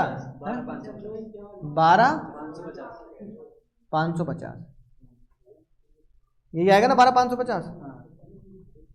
अब ताई ने बोला 2,51 का 5% दे दिया, 12,550। अब जो बेचारा जिसके ऊपर ये बोझ डाला गया, रात भर बेचारे को नींद नहीं है, वो कह रहा कुछ तो लोचा है भाई, कुछ तो CID देख रहा हूँ, दया कुछ तो गड़बड़ है, दया कुछ तो गड़बड़ है। लेकिन बेचारा खोपड़ी गुजारा, उसको ये समझ में नहीं गड़बड़ है क्या, इसके हिसाब से है भी ठीक, मतलब इतना सारा टैक्स भी भरे, चक्कर क्या है? तो तुम पकड़ पा रहे हो गड़बड़ क्या है? नहीं हाँ, तो उसने यही बोला, उन्होंने बोला ताई मैं एक काम करता हूँ, वैसे तो हम जब लक्ष्मी जी की आरती पढ़ते हैं तो हम कहते हैं हे माता धन आवे, ऐसे कुछ करके पढ़ते हैं, लेकिन आज मुझे आरती उल्टी पढ़नी पड़ेगी ताई, मुझे कहना पड़ेगा मेरे पास धन ना हो। ताई कह रही कैसी बात कर रहा है, हमारे देश में तो कहावत चलती है आई भी लक्ष्मी को कभी, और तू मना क्यों कर रहा है? तो मैंने कहा ताई मैं बताता हूँ, ये तुम्हारे चक्कर में है सारा, आज के बाद तुम्हें ताई कहना ही बंद करना पड़ेगा। ताई अपने बच्चों के लिए ऐसे करेगी क्या? मम्मी से मानो आप ऐसी बात कर रही हो। ताई ने कहा मुझे दिक्कत तो बता। उसने कहा ताई वो बताओ, मैं अगर 2,51 में से 1,000 रुपये अपनी कंपनी को बोलता हूँ मुझे मत बढ़ाओ, 1,000 रुपये मेरी तनख्वाह मत बढ़ाओ, कितनी रहने दो? तो भाई 2,50 मेरी इनकम होती। ताई तुमने क्या बोला? तो मैं क्या टैक्स देता? टैक्स इजिकल टू निल। ठीक है, मेरी कंपनी ने कहा अगले साल अगले महीने मार्च में तेरी तनख्वाह 1,000 रुपये से बढ़ जाती है ना, और मार्च में 1,000 रुपये से तनख्वाह बढ़ी, इसलिए मेरी टोटल साल की तनख्वाह कितनी हो गई? 2,51। अब मुझे बताना मेरा एक्स्ट्रा एग्जम्प्टेड इनकम से ऊपर एक्स्ट्रा इनकम कितनी कमाई? उसके चक्कर में तुमने 5% तो लूट लिया मुझे। कितना लूट लिया? यानी कि आया कितना? 1, और गया कितना? 12,000, यानी कि 11,550 ये तो मेरी जेब से चला गया सिर्फ क्या करने की वजह से। तो ताई आज से लक्ष्मी जी की आरती उल्टी पढ़ेंगे, हे लक्ष्मी माता धन ना आवे, बिल्कुल ना आवे। आई भी लक्ष्मी को हम मना करेंगे। ताई ने कहा ये कहावत पलट जाएगी हमारे देश की, क्योंकि आई भी लक्ष्मी को कभी मना नहीं करते। फिर उसके बाद एक झंझट और, उसी कंपनी ने उसका दर्द समझा, उसी कंपनी ने बोला चल तेरी तनख्वाह 10,000 बढ़ाई 260 कर दी। अब वो कहेगा रुक जाओ क्या करूंगा कैलकुलेट करूंगा, है ना।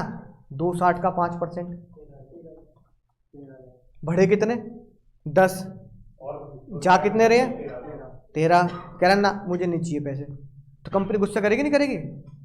अबे 10,000 रुपये की तेरी तनख्वाह बढ़ रही तो जब अभी शर्म नहीं आ रही बोलते मुझे नहीं चाहिए है कि नहीं बात, राइट। ऐसे तो पॉकेट मनी के साथ ऐसा, पापा कह रहे तेरी पॉकेट मनी 5,000 से 7,000, तुम कह रहे हो ना चाहिए, बढ़ाओ तो 10 करो वरना मत करो, है कि नहीं बात। तो पापा कहेंगे अच्छा होश में नहीं है तू, है सीधे 10,000 बढ़ा दूं, है ना, थोड़ा थोड़ा करके बढ़ ले भाई। अब जब ये लोचा समझ में आया तो ताई को लगा यार वाकई में जाती है कि नहीं है। ऐसा नहीं है कि भैया ताई ने अगर लॉ बनाते लूटने के लिए बनाया, उन्होंने कहा नहीं यार जाती है। तो बताओ, उन्होंने कहा कि ये भाई जो तू कैलकुलेशन कर रहा है अपनी इज्जत बचाने के लिए, उन्होंने बोला ये कैलकुलेशन तू कर ही गलत रहा है, गलत कैलकुलेशन है। तो बताओ सही कैलकुलेशन क्या है?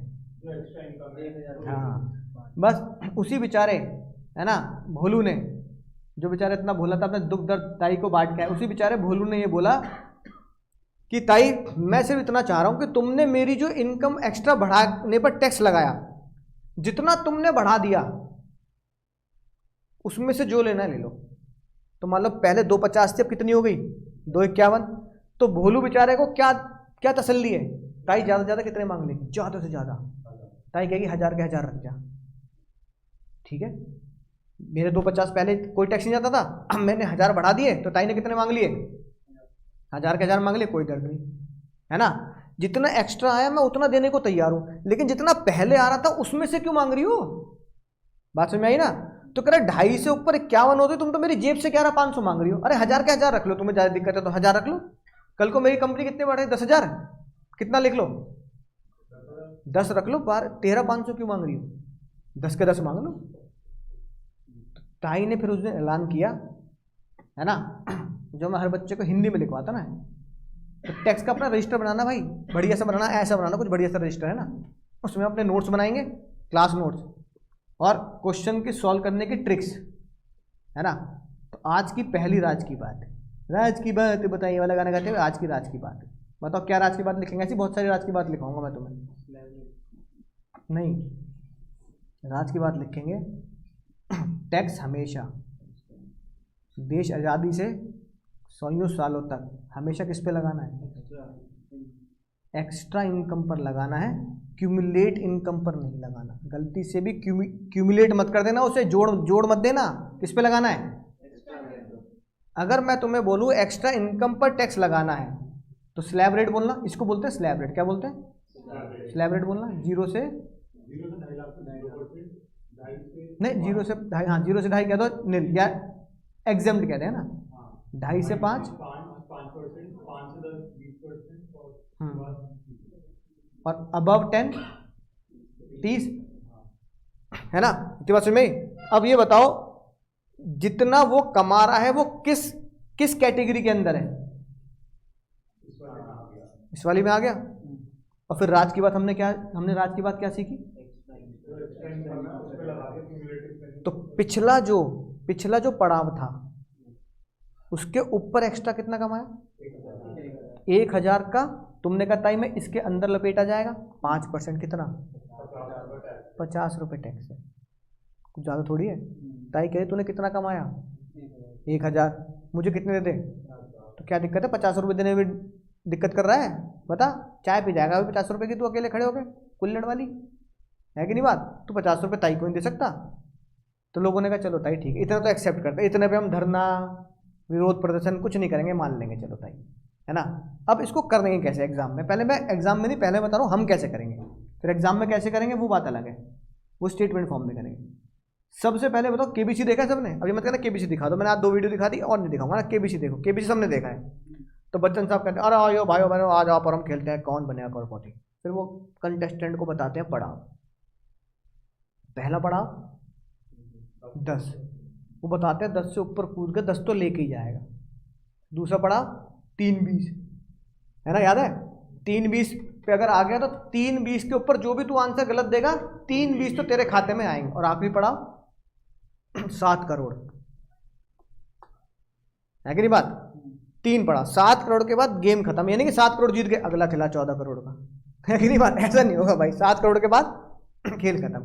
तो ताई केबीसी से बड़ी इंस्पायर हुई, उन्होंने कहा जैसे बच्चन साहब ने 3 पड़ाव बनाए, मैं भी कितने बनाऊंगी? मैं भी 3 बनाऊंगी। तो बच्चन साहब ने 10, 3, 20 और 7 बनाए। ताई ने बोला मेरा पहला पड़ाव होगा 2.5। पहला पड़ाव क्या होगा? मेरा दूसरा पड़ाव होगा 5, बिल्कुल सही। और तीसरा पड़ाव क्या होगा? 10 लाख, है कि नहीं बात? बात समझ में आ रही है? अब अगला क्वेश्चन मैं तुम्हें देता हूं ना, मेरी कमाई है 7 लाख रुपए, कितनी? मैं निकालूंगा, पहले मैं निकालूंगा, है ना, तुम घर पे निकालना फिर क्वेश्चन, है ना, पहले मैं निकालूंगा। मेरी कमाई है 7 लाख, तुम्हारा पड़ोसी कह रहा है भाई 7 लाख कमाए, बता कितना टैक्स। मतलब इस बेसिक नॉलेज, इसके टैक्स की बेसिक नॉलेज है, आस पड़ोसी के लिए तो हाई लेवल की नॉलेज हो जाएगी, हमारे लिए बेसिक हो गई। इस बेसिक नॉलेज को आपको टिप्स पे याद हो जाएगी, अभी टिप्स पे याद हो जाएगी। एकदम से आपने पढ़ाव याद कर लिए, बस आपका दिमाग बस कैलकुलेटर के जो इतनी पड़े दिमाग में आपको पता लग जाए कैसे। ताई ने, हमने कसम दी ताई को, ताई देखो तुमने बोला 2.5 तो मैं टैक्स नहीं लूंगी ना, तो जब मैं 7 लाख कमा रहा हूँ और मैं तुम्हारे डिपार्टमेंट में आ रहा हूँ, पहले ज़माने में तो ऑनलाइन होता नहीं सिस्टम, तो मैं जब खिड़की पे आ रहा हूँ तुम्हारे पास आ रहा हूँ, 2.5 तो मैं तिजोरी में रख के आया हूँ। ताई कह तिजोरी में रख के आऊँ? ताई तुमने तो बोला था 2.5 तक टैक्स नहीं देना, जिस अमाउंट पर टैक्स देना नहीं मैं तुम्हारे पास क्यों लाऊं? मैं 7 लाख क्यों लेके आऊँ? मैं नहीं लाऊंगा 7 लाख, मैं तो 2.5 तिजोरी में रख के आऊँ, बाकी ले आऊँ, हिसाब किताब कर लो। तो 2.5 तो माफ हो गए, है ना। उसने कमाए कितने? 7। तो भैया बिजली कहाँ गिरेगी? बिजली गिरेगी 7 लाख पर। कहाँ गिरेगी? 7 लाख पर, है ना। जैसे भविष्यवाणी हुई थी ना भगवान कृष्ण के टाइम पे, कंस अरे मुँह तेरा देवकी का 8वां पुत्र तेरा वध करेगा, पहले आसमान से चलती थी भविष्यवाणी कुछ, है ना। तो ऐसी भविष्यवाणी हुई, ताई वहाँ लाल किले से भविष्यवाणी करी, अरे नलायक जब तेरी कमाई 7 लाख है तो तीसरा पड़ाव लिख क्यों रहा है? तीसरा पड़ाव लिख क्यों रहा है? मैंने कहा ताई फर्ज बनता है लिखना, आप बताओ। उन्होंने कहा तीसरे पड़ाव को ढक दे। क्या कर दे? ढक दे, इसकी कोई जरूरत नहीं है, क्योंकि तू जब कमा 7 लाख रहा है तो मैं तुझे लपेटूंगी भी कितने रुपए तक? 7 लाख तक। तो बिजली कहाँ गिरी? 7 लाख पे, है ना। अब बताओ 0 से 2.5 तो माफ। अब ये राज की बात देखो, राज की बात, टैक्स हमेशा किस पे लगता है? बस अब झूले झूले सावन का महीना है ना, झूले झूले खेलने तुम्हें। 2.5 से 5 का झूला बनाओ, 2.5 से 5 के झूले में कितने रुपए एक्स्ट्रा पड़े? 2.5 लाख। अगला झूला बनाओ 5 से 7 लाख तक का झूला, क्योंकि 10 तक तो मैं पहुंचूंगा नहीं, तो 5 से 7 लाख के झूले में कितने कितने पैसे झूले? इसे मैंने नाम दे दिया एक्स्ट्रा इनकम। फिर मैं अगला स्टेप लिखूंगा टैक्स का रेट। क्या लिखूंगा? अब मुझे बताओ 2.5 से 5 के बीच में जो मैंने अभी तुम्हें एक डब्बा लिखवाया वो कितना था? 5%। तो 2.5 से 5 के बीच में कितना रेट लिख दूं? 5 से 7 के बीच में डब्बे में कितने लिखे? तो यहां कितने लिख दूं?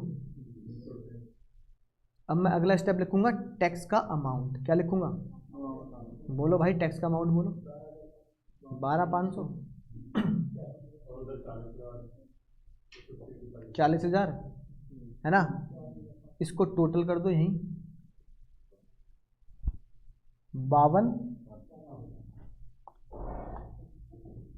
बताओ तुच्छी बात है कि नहीं है?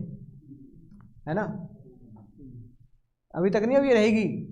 अच्छा, मैंने कमाए 13 लाख रुपए, मैं ही करूं, तुम करोगे? चलो मैं करता हूं, है ना। झूले बनाए, पहले मुझे पड़ाव बताओ, क्या ये पड़ाव सही लिखे हैं? यानी कि क्वेश्चन कैसा भी आ जाए ये पड़ाव क्या है? फिक्स है। दुनिया की कोई ताकत चेंज नहीं कर सकती जब तक ताई फरवरी में ना आ जाए। और मैं इधर बताऊं तुम्हें, तुम्हारे एग्जाम के लिए नहीं, सिर्फ नॉलेज के लिए, कंफ्यूज तो नहीं हो गए। जो अगले अटेम्प्ट के बच्चे आएंगे ना, ताई ने इतने मजे ले लिए कि ये पड़ाव चेंज नहीं किए। क्या बोला कि जो पहले वाले रेट है ना वही रहेंगे। फायदा नुकसान, हम क्या कर रही हो, नुकसान। क्यों? क्योंकि हर बार फाइनेंस मिनिस्टर से उम्मीद होती है कि ये 2.5 लाख की माफी कितनी कर दी जाए। चलो 5 तो चलो ताई सपने में भी ना करे, 3 ही कर दे भाई, 3 कर दो, कुछ तो माफी मिलेगी, है कि नहीं बात? मानती नहीं ताई। पिछले 5 साल से 2.5 चल रही है, पिछले 5 नहीं, पिछले 10 साल से। अब तुम घर जाके सर्च करना 2014-15 का एग्जामिशन लिमिट, तो तुम्हें पता कितनी दिखेगी? 2.5 लाख। 10 साल से हाँ बढ़नी चाहिए भाई। मान लो 2014-15 में आपके फादर कमा रहे मान लो 10 लाख रुपए, वो तब भी 2.5 लाख रुपए की एग्जामिशन लेते थे, 7.5 पे टैक्स देते थे। अब वो कमा रहे 15 के मान लो 18 लाख 20 लाख, वो अब भी 2.5 की एग्जामिशन दे रहे हैं। सही है गलत है? गलत है। तो एग्जामिशन लिमिट नहीं बढ़ाता, आम आदमी को फायदा नहीं मिल रहा कुछ, आम आदमी देखता है। ऐसी मैंने तुम्हें बताया LIC की लिमिट 1.5 लाख है ना, वो 2014-15 में भी 1.5 ही थी। हर साल फिर भी हम वोट दे रहे हैं बीजेपी को, फिर भी हम वोट दे रहे हैं बीजेपी को, है कि नहीं बात? राइट। तो मुद्दा यही है कि लोग वोट दे रहे हैं, तो लोग वोट जो दे रहे हैं वो इन मुद्दों पे नहीं दे रहे। इसका मतलब उन्हें ये मुद्दा मैटर नहीं करता कि मेरी एग्जामिशन बढ़ रही है नहीं बढ़ रही, मेरी कमाई बढ़ रही नहीं बढ़ रही। अगर तुम 18 साल से ऊपर तुम वोट दे रहे हो तो उसका मतलब तुम इस मुद्दे को कंसिडर ही नहीं कर रहे। 1 तारीख एक बजट आया, 1 फरवरी रात गई बात गई, तो ताई ने 1 फरवरी को यही बोल दिया 2.5 की माफी, मैं ना बढ़ा रही, LIC 1.5 मैं ना बढ़ा रही, मेडिकल 25 मैं नहीं बढ़ा रही। हाँ ताई का नुकसान है, हमारे लिए फायदा है। अब तुम मान लो मेरी इनकम 7 लाख और ताई यहाँ 2.5 को बढ़ा के 3 कर दे, है ना, तो मैं 3 से 5 के बीच में सिर्फ 2 लाख पे तो टैक्स दूंगा, तो ताई का नुकसान है, मुझे फायदा है। बस बात समझ में आई? तो अलग अलग क्राइटेरिया होते हैं किसी भी गवर्नमेंट को वोट देने के। तो 10 साल से अगर लोग बीजेपी को वोट दे रहे हैं तो उन्हें 2.5 लाख के एग्जामिशन से LIC की इन सब के मुद्दे नहीं है। इसका मतलब समझ में ना बात? मुद्दे किसी भी एम्प्लॉय या किसी भी इनकम टैक्स पेयर को इससे है नहीं कि मेरी सेविंग की लिमिट क्यों नहीं बढ़ा रहे, मेरी एग्जामिशन की लिमिट क्यों नहीं बढ़ा रहे। बात समझ में आ रही ना? और मुद्दे क्यों नहीं है? इंडिविजुअल टू इंडिविजुअल मैटर करता है, किसी के लिए मैटर करता है तो वो बना दे वोट, किसी के लिए मैटर नहीं करता तो वो बीजेपी वोट दे। पॉलिटिकल मुद्दे होते हैं, लेकिन मैं तुम्हें सिखा रहा हूं कि ये भी मुद्दा होता है वोटिंग करने का, है ना। अगर तुम्हें लगता है कि यार मेरी एग्जामिशन लिमिट बढ़नी चाहिए, मेरी क्या कहते हैं सेविंग लिमिट बढ़नी चाहिए, तो मैं अगर आपके फादर जब आज से 10 साल पहले LIC 1.5 लाख की ले सकते हैं, तो आज उनकी कमाई अगर 20 लाख हो गई तो LIC कितने की ले सकते हैं? 3 लाख की। और वो किस में काम आएगी? आपके फ्यूचर के लिए काम आएगी। लेकिन वो 3 लाख क्यों नहीं ले रहे? क्योंकि इनकम टैक्स से मजा ही कितने का मिल रहा है? 1.5 का। तो कह रहे मैं तो नहीं ले रहा और 1.5 लाख रुपए इन्वेस्ट नहीं कर रहा। अरे तो 1.5 लाख रुपए इन्वेस्ट ना करने से ताई का भी तो नुकसान है, देश की इकोनॉमी में इन्वेस्टमेंट नहीं जा रही, है ना। इस बार बजट में उन्होंने एग्जामिशन लिमिट नहीं बढ़ाई, सेम ही रखी है, सेम। अभी ग्रुप बन जाएगा ना तो एग्जामिशन लिमिट तो मैं वो भेज दूंगा PDF इस बार की एग्जामिशन लिमिट की, वो तुम्हारे एग्जाम के लिए अब हो ना हो तुम्हारे लिए तो बराबर बात हो गई। अब तुम ये बोल सकते हो आज जो मैं अब पढ़ रहा हूं वही अगले अटेम्प्ट के बच्चों के लिए क्या है? सेम है। यानी मैं तुम्हें ऐसे झूले बना रहा हूं 2.5, 5, 10 के, तो अगले अटेम्प्ट में भी 2.5, 5, 10 के झूले बनेंगे, है कि नहीं बात? अब मेरी कमाई 12 लाख, कितनी? तो सबसे पहले तो वो बनाओ, बच्चन साहब के पढ़ाओ 2.5, 5, 10। बिजली कहाँ गिरेगी? बिजली गिरेगी यहाँ, कितनी? 12 लाख पर। ठीक है भैया, बिजली कहाँ गिरी? 12 लाख पर। ठीक है ऑनलाइन वाले बच्चों, इधर देखते रहेंगे साथ साथ। 12 लाख पर अब मैं क्या करूंगा? झूले बना लूं?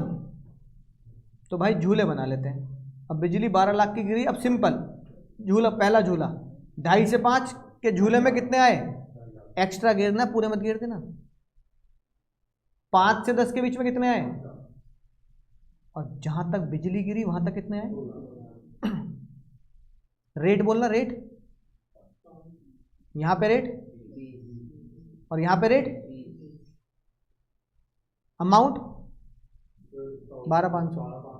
और समझ में आई बात? इसका मतलब अगर तुम्हारे पास कोई भी क्वेश्चन ये पूछ ले 7 लाख की कमाई है, 5 लाख तक तुम्हारा दिमाग कैलकुलेट नहीं करेगा कि 5 लाख तक तुम्हारे दिमाग में क्या रख लिया? 12,500। याद हो गया तुम्हें? 5 का 20%, 2 लाख का 30%, तो चल 1 लाख।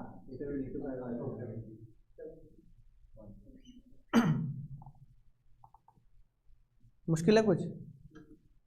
है कि नहीं बात? तो मुश्किल ये सिर्फ प्रैक्टिस की बात है। किसकी बात है? तो अगर तुम मुझसे पूछो ना कि सर सबसे बड़ा कोर्स किसका है पूरे 6 पेपर में, किसका है? इनकम टैक्स का, मतलब टैक्स का, इनकम टैक्स और जीएसटी मिला के, है ना, इतना कोर्स है। मतलब कॉस्टिंग का भी तुम्हें उसके आगे छोटा लगेगा, लॉ का भी तुम्हें, लॉ में थ्योरी ज़्यादा होती है तो उसको कंसिडर नहीं करते, कंपेयर करें अकाउंट्स का भी बहुत छोटा लगेगा टैक्स का, क्योंकि टैक्स में क्या है, प्रैक्टिस बहुत ज़्यादा है ना। अब करते जाओ, इसको घिसते जाओ पेन। सर अब बताओ 15 लाख पे निकालूं तो क्या होगा, 30 पे निकालूं तो क्या होगा, 25 पे निकालूं तो क्या होगा, है ना। इसलिए प्रैक्टिस का खेल है सारा। लेकिन बेसिक अगर एक क्वेश्चन समझ गए तो समझ में आ जाएगी बात कि अब आप मुझसे सर 15 लाख निकलवा लो, 20 लाख निकलवा लो, 40 लाख निकलवा लो, या 5 लाख निकलवा लो, या 4 लाख निकाल दोगे, निकाल दोगे। क्यों, क्या करना है दिमाग में, वो झूले फिट हो गए ना। बच्चन साहब के 3 पड़ाव और झूले बनाने हैं, किसी की भी टैक्स लायबिलिटी आप निकाल सकते हो, ठीक है। लेकिन अभी अधूरा है, क्योंकि भैया पता क्या हुआ, क्योंकि हुआ ये अनुपम खेर आया, अनुपम खेर, उन्होंने पता क्या बोला, पढ़ेगा इंडिया तो बढ़ेगा इंडिया। सर अनुपम खेर आ गए, क्योंकि अनुपम खेर आए एक छोटी सी प्यारी सी बच्ची को लेकर, और उस बच्ची ने ये बोला, हाथ नहीं बटा पाऊंगी, बाबू का खाना भी नहीं ले जा पाऊंगी, क्योंकि मेरी जिद है आज से मैं स्कूल जाऊंगी, पर स्कूल है कहाँ? जहाँ विद्या इतने कदम बढ़ा रही है, एक कदम आगे बढ़ाई। बस खरीदने में से कोई भी एक पीएचडी प्रोडक्ट और उसका एक हिस्सा ईंट दर ईंट स्कूल बनाने के लिए काम आएगा। पिछले साल ही आप ही की मदद से शिक्षा ने भारत में कई स्कूल बनाए। इसी तरह योगदान देते रहिए, आगे बढ़ेगा इंडिया। तभी तो बढ़ेगा इंडिया। अब कौन आ गई है? शिक्षा, है कि नहीं बात? अब ये बताओ शिक्षा स्कूल जा रही है, न मम्मी के साथ काम में हाथ बिठाएगी, ना बापू का खाना दे के आएगी, क्योंकि आज वो कहाँ जा रही है? ताली बजाओ जल्दी, है ना। गरीब बच्चों को पढ़ने का अधिकार है कि नहीं है? शिक्षा स्कूल जा रही है ना। अब शिक्षा स्कूल जा रही है और उसके पिताजी बेचारे मजदूरी करने जा रहे हैं, फीस भर देंगे वो प्राइवेट स्कूल की, सीबीएसई की, आईसीएसई की, 10,000 रुपये महीना, 12,000 महीना भर देंगे। फिर वो कौन सी स्कूल जा रही है? क्योंकि मेरी जिद है आज से मैं, वो जा रही बहुत दूर, देखो यहाँ से जाएगी बहुत दूर। अब इतनी दूर जाएगी शिक्षा स्कूल में, तो कौन सा स्कूल होगा ये? गवर्नमेंट स्कूल होगा, वहाँ फीस नहीं लेते, तो टीचर फ्री में पढ़ाएगा क्या? पर टीचर को देनी है, इंफ्रास्ट्रक्चर भी बनेगा, है ना। तो शिक्षा की पढ़ाई के पैसे कौन देगा? नहीं, कौन देगा? हम देंगे। हम टैक्स पेयर मत बोलो आज के बाद, भैया मोबाइल छोड़ दो, फिर जान दो, कौन देगा? हम देंगे, हम है ना, हम देंगे। अब तुम कह रहे हो भाई तो हम देंगे, हम दे तो रहे हैं, हमने कब मना करी, हम दे तो रहे हैं, दे तो रहे हैं, ले तो लिया। ये रहा, कहने का मजा नहीं आया, इतने से में मजा नहीं आया। मैंने कहा मजा नहीं आया मतलब भाई 1,72,000 रुपये दे दिया आपको मैंने, कमाई कितनी है? 12 में से कितने ले लिया आपने? और इनकम के कुछ हिस्से पर तो 30% भी दिया है, 30% भी दिया है, और 20% भी दिया है कुछ हिस्से पर।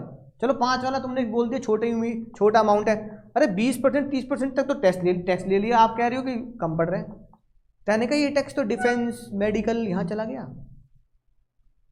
शिक्षा के पैसे कौन देगा? शिक्षा के पढ़ाई के पैसे कौन देगा? आज स्कूल जा रही हो पहली बार तो लेकिन तुमने ताली बजाई थी भाई, बहुत अच्छी बात है, अब मुकर रहे हो। तो ताई ने कहा छोटा सा भाई, छोटी सी उम्मीद है, मैं 3% और चाहती हूँ। तो ताई को गुस्सा आ गया, ताई ने कहा अगर मना करेगा तो 3% पता किस पे लगा दूंगी? 12 लाख पर। तो 12 लाख का 3% लग गया, समझ गए? ताई ने कहा अरे ताई उससे कर, तुम बताओ ना क्या कर रही हो। ताई ने कहा 3% मांग रही हो मात्र, किसका? सिर्फ टैक्स का, इनकम का नहीं, किसका? तो एग्जाम में बहुत बड़ी गलती करता है बच्चा। बच्चा 3% भी किस पे लगा देता है? इन पे मत लगा देना 3%, ओ सॉरी ये 2.5 पे, इन पे मत लगा देना कभी, 2.5, 5, 2 पे लगा दो 3%। किस पे लगाना है? और ताई ने नाम भी यही दिया, एजुकेशन सेस। क्या नाम दिया?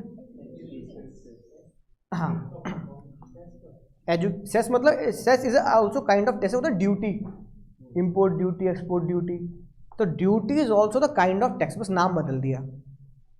सेस भी क्या होता है? Cess is also the kind of tax जो एक टैक्स के अंदर किसी पर्टिकुलर इनकम पर या पर्टिकुलर प्रोडक्ट पर लगाया जाए, है ना। ऐसे जीएसटी में लगता है कंपनसेशन सेस, है ना, राइट। ऐसे ही इनकम टैक्स के अंदर जो सिर्फ एजुकेशन के लिए, स्पेसिफिक एजुकेशन के लिए लिया जाता है, उसे बोलते हैं एजुकेशन सेस।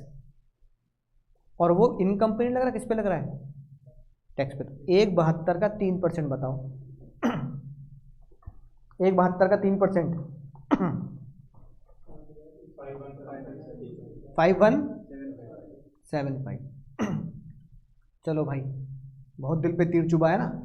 अब हुआ ये, जब शिक्षा जा रही थी स्कूल, तो स्कूल में पढ़ेगी, खेलेगी नहीं? खेलेगी ना। ये मैं सोचता है कि स्पोर्ट्स टैक्स लगेगा, नहीं, ऐसा नहीं है। शिक्षा खेलते खेलते खेलते खेलते गिरी, घुटने छिल गए भाई उसके, घुटने छिल गए, घर पहुंची, मम्मी ने कल से स्कूल नहीं जाएगी। पढ़ने जा रही है, घुटने छिलवाने जा रही है। यहाँ पढ़ाई के खाने के पैसे नहीं है हमारे पास, है ना। माँ बाप बेचारे क्या कर रहे हैं? मजदूरी कर रहे हैं। अब पट्टी बंधवाने जाओ, डॉक्टर पता कितनी फीस लेता है? शिक्षा कह रही हाँ 500 रुपये तो मिनिमम है, कहीं कह रहा 500 है ना। और घुटने का ऑपरेशन कराना पड़ गया तो उसकी दवाइयाँ अलग। अब शिक्षा बेचारे घुटने चले गए, वो कह रही मम्मी मैं क्या करूँ, गेम्स पीरियड था, है कि नहीं बात। अब खेले ना, ये बताओ अब क्या करें। और स्कूल भी जा रही, खेल भी रही है। मम्मी गुस्सा करे, मैं नहीं भेजूंगी ऐसे स्कूल, तुझे पढ़ने भेजे, तू खर्चा करवा रही है उल्टा। घुटने कौन सही करवाएगा उसके? कौन सी करवाया घुटने? हमारा जन्म क्यों हुआ है? आज पता लग गया तुम्हें हमारा जन्म क्यों हुआ है। कह रहा शिक्षा की पढ़ाई, हाँ भलाई के लिए, टैक्स भरने के लिए हमारा जन्म हुआ है। घुटने छिले तो घुटने कौन ठीक करवाएगा? हम करवाएंगे। ताई ने बोला एक और टैक्स जोड़ो, हेल्थ। क्या बोला? फिर लोग कहने लगे बताओ और बताओ, और बता दो भाई, है कि नहीं, और 4-5 तरह के लगा दो। फिर शिक्षा को खाने के लिए मिला मिड डे मील, सरकारी स्कूल में बनता है ना बच्चों को, उसका ही। तो ताई को लगा लोग ज़्यादा बढ़ रहे हैं। नहीं यार, वो सब चीज़ें तो इसमें ही है, बस हेल्थ से। और ज़्यादा नहीं ले रही, ज़्यादा इतना सा 3 से भी कम ले रही हूँ मात्र। अब 1% किसका लगाओगे? हाँ, इन दोनों को ऐड करके मत लगा देना। यानी कि हेल्थ और education cess is called as tax on. ये टैक्स के ऊपर टैक्स है, इनकम के ऊपर टैक्स नहीं है, है ना। तो बताओ 1% कितना हुआ इसका? अब इसको टोटल कर दो, तो अब तुम बोलोगे टैक्स लाइबिलिटी पेएबल कितना? 1। अब इस टैक्स लाइबिलिटी जो पेएबल है ना, इसको जाके जमा कर देना मैक्सिमम टू मैक्सिमम पेनल्टी बचाने के लिए 31 जुलाई 2024। समझ में बात? तो ताई कह रही है जून जुलाई में कैलकुलेट कर, और 31 जुलाई लास्ट डेट है, इस तक तो जमा कर दे। वो पढ़ेंगे रिटर्न वाले चैप्टर में, है ना, कि कितनी पेनल्टी लगेगी। वो पूरा चैप्टर है पूरा, है ना। तो अब तुम्हें समझ में आएगा रिटर्न वाली डेट। अब रिटर्न का मतलब पता क्या होता है? रिटर्न की बहुत सरल डेफिनेशन है। ताई कह रही है मुझे सिर्फ 2 चीज़ें दे दे, एक तेरी कमाई कितनी है, और उस पर जितना तूने टैक्स निकाला उसकी भरपाई का चालान दे दे। तो ताई को मेनली दूसरे वाले से ज़्यादा मतलब है, इनकम दे दे और चालान समझते हो ना, पैसा भरने की पर्ची, रिसिप्ट, कि तूने पैसा भर दिया तो रिसिप्ट आ जाएगी तेरे पास कि तूने इतना पैसा भर दिया, बस मुझे वो चीज़ दे दे। तो ताई क्या कर लेगी, तुम्हारी इनकम पे टैक्स कैलकुलेट कर देगी अपने सॉफ्टवेयर पे, फिर तुम्हारी पर्ची निकालेगी, है ना। टैक्स की कैलकुलेशन, तुम्हारी पर्ची मैच हो गई, ठीक है। ये बात 31 तारीख को भर के भेज देना, उसी को बोलते हैं रिटर्न। रिटर्न कुछ भी नहीं, return is the income calculation and tax paid to the government. इसकी समरी, इसकी सूचना किसको दे देना, इनकम टैक्स विभाग ताई के डिपार्टमेंट को सौंप देना। सिंपल सी डेफिनेशन है। Summary of the income and tax paid by the person submitted to the department is called return. तो ताई कह रही कुछ लंबी चौड़ी चीज थोड़ी मांग रही हूं। 31 जुलाई तक एक तो ये बता दे 12 लाख कमाए, और भाई ये बता दे ये जमा कर दी, बस। ना तू चोर और ना मैं चोर को पकड़ने वाली पुलिस, दोनों बिल्कुल ईमानदारी से काम करेंगे, चलाते रहो, है कि नहीं बात, राइट। ये कहा था इन्हें, तो पूरा आंसर ये है। लेकिन अभी आज ही जाके सलाह मत देने लगना, अभी अभी बहुत सारी राज की बातें है ना बाकी हैं, अभी वो अगली क्लास में खुलेंगी। जैसे कि, है ना, सस्पेंस छोड़ के जाता हूँ। जैसे कि क्या तुम्हें लगता होगा हम अंग्रेजों से भी इतना ही टैक्स लेते होंगे? तो ये डिसाइड करेंगे कल, अगर हाँ तो कितना ज़्यादा, और ना तो कब ना, ठीक है। दूसरा सस्पेंस, जो बूढ़े होंगे बिल्कुल, है ना। जैसे अभी तुम एक बात देखो, अभी तुम सुबह उठते हो, मंजन ब्रश करते हो नहीं करते? वैसे ब्रश तो बोलना जाता, ब्रुश बोलने में जाता है, ब्रुश करते हो नहीं करते? तो अभी तो तुम्हारे जो ब्रश है वो दांत तक जा रहा है, एक समय आएगा दांत खुद ब्रश तक आ जाएंगे, है कि नहीं बात। उन लोगों से टैक्स ताई ज़्यादा ले रही होगी कम ले रही होगी? तो कितना कम ले रही होगी? चलो ये बात सही है, मैं सहमत होता हूँ, उनसे कम ले रही होगी। जो बंदा 70 साल का है, 75 साल का है, या जो बंदा 80 साल का, बच्चन साहब, अमिताभ बच्चन, मनमोहन सिंह जी, है कि नहीं बात, राइट, या मोदी जी हो गए, या कोई बंदा जो 60 से ऊपर का है, हमारे दद्दू, है ना, क्या उनसे भी ताई इतना ही टैक्स वसूल रही होगी?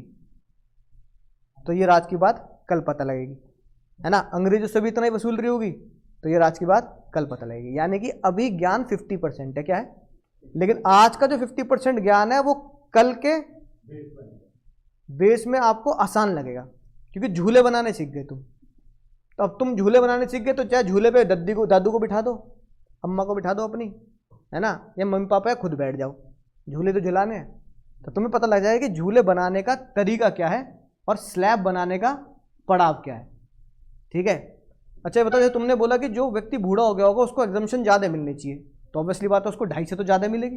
अब 2.5 से ज़्यादा मिलेगी तो उसके पड़ाव हमारे पड़ाव से अलग होंगे, है ना। तुम्हारा पड़ाव 2.5 बनाया ताई ने, तो दद्दू जो 70 साल के हैं उनका पड़ाव 2.5 नहीं होगा ना, तो उनका पड़ाव अलग लिखना पड़ेगा। उनका पड़ाव हो सकता है 3 हो, 3.5 हो, 4 हो, 5 हो, अगली क्लास में देखेंगे, है कि नहीं बात। तो पहले तो इतनी बात समझ में जो आज पढ़ाया। तो आज मैंने तुम्हें 2 खतरनाक बातें पढ़ाई, रिकैप कर लेते हैं। एक खतरनाक बात, प्रीवियस ईयर और असेसमेंट ईयर का लोचा क्या है, एक खतरनाक बात, है ना, राइट। प्रीवियस असेसमेंट ईयर क्या है, इनकम टैक्स में मुद्दा अलग है और अकाउंट में मुद्दा।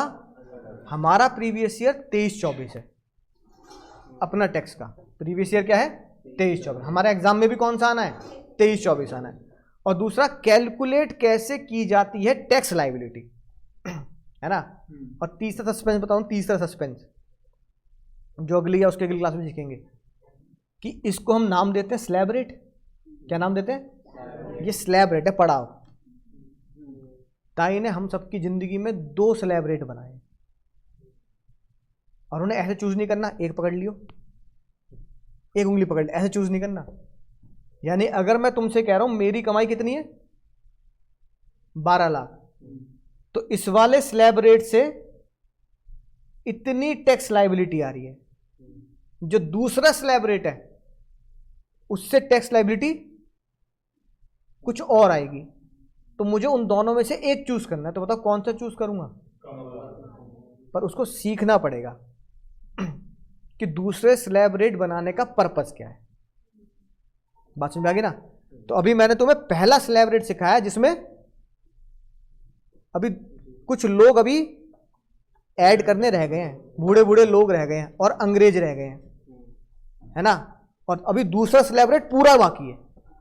लेकिन अगर तुमने ये स्लैब रेट समझ गए तो अब दूसरे स्लैब रेट के पड़ाव बनाने अब तुम्हें आते हैं। तो बस जब तुम अगली क्लास में आओ तो बस मुझे, है ना, 2 क्वेश्चन कर लाना। अगर मेरी कमाई 9 लाख है ना, और मेरी कमाई अगर 18 लाख है, बस अब मुझे पता है तो तुम घर जाते आते दिमाग में कैलकुलेट कर लोगे।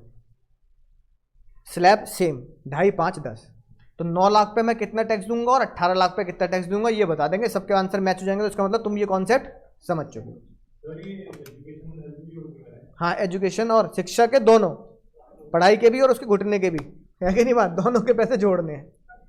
ठीक है, चलो पहले तो आज की बात समझ में आ गई नहीं आ गई? चलो सर, परसों मिलेंगे अकाउंट्स की क्लास के बाद। Tata bye bye, take care, thank you. Online वाले बच्चों बोलो समझ गए सर?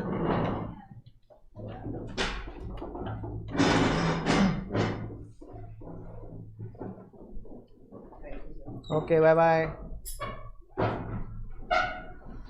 ठीक है, तो 2 क्वेश्चन करने हैं तुम्हें भी, है ना, अगली क्लास से पहले कर लेना।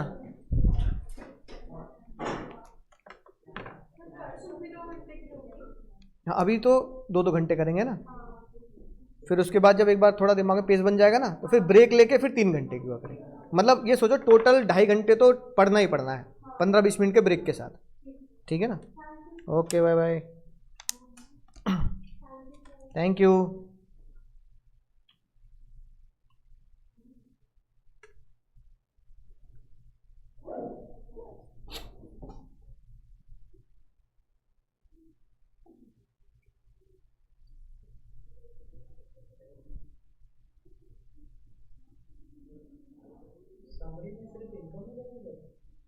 क्या चीज़?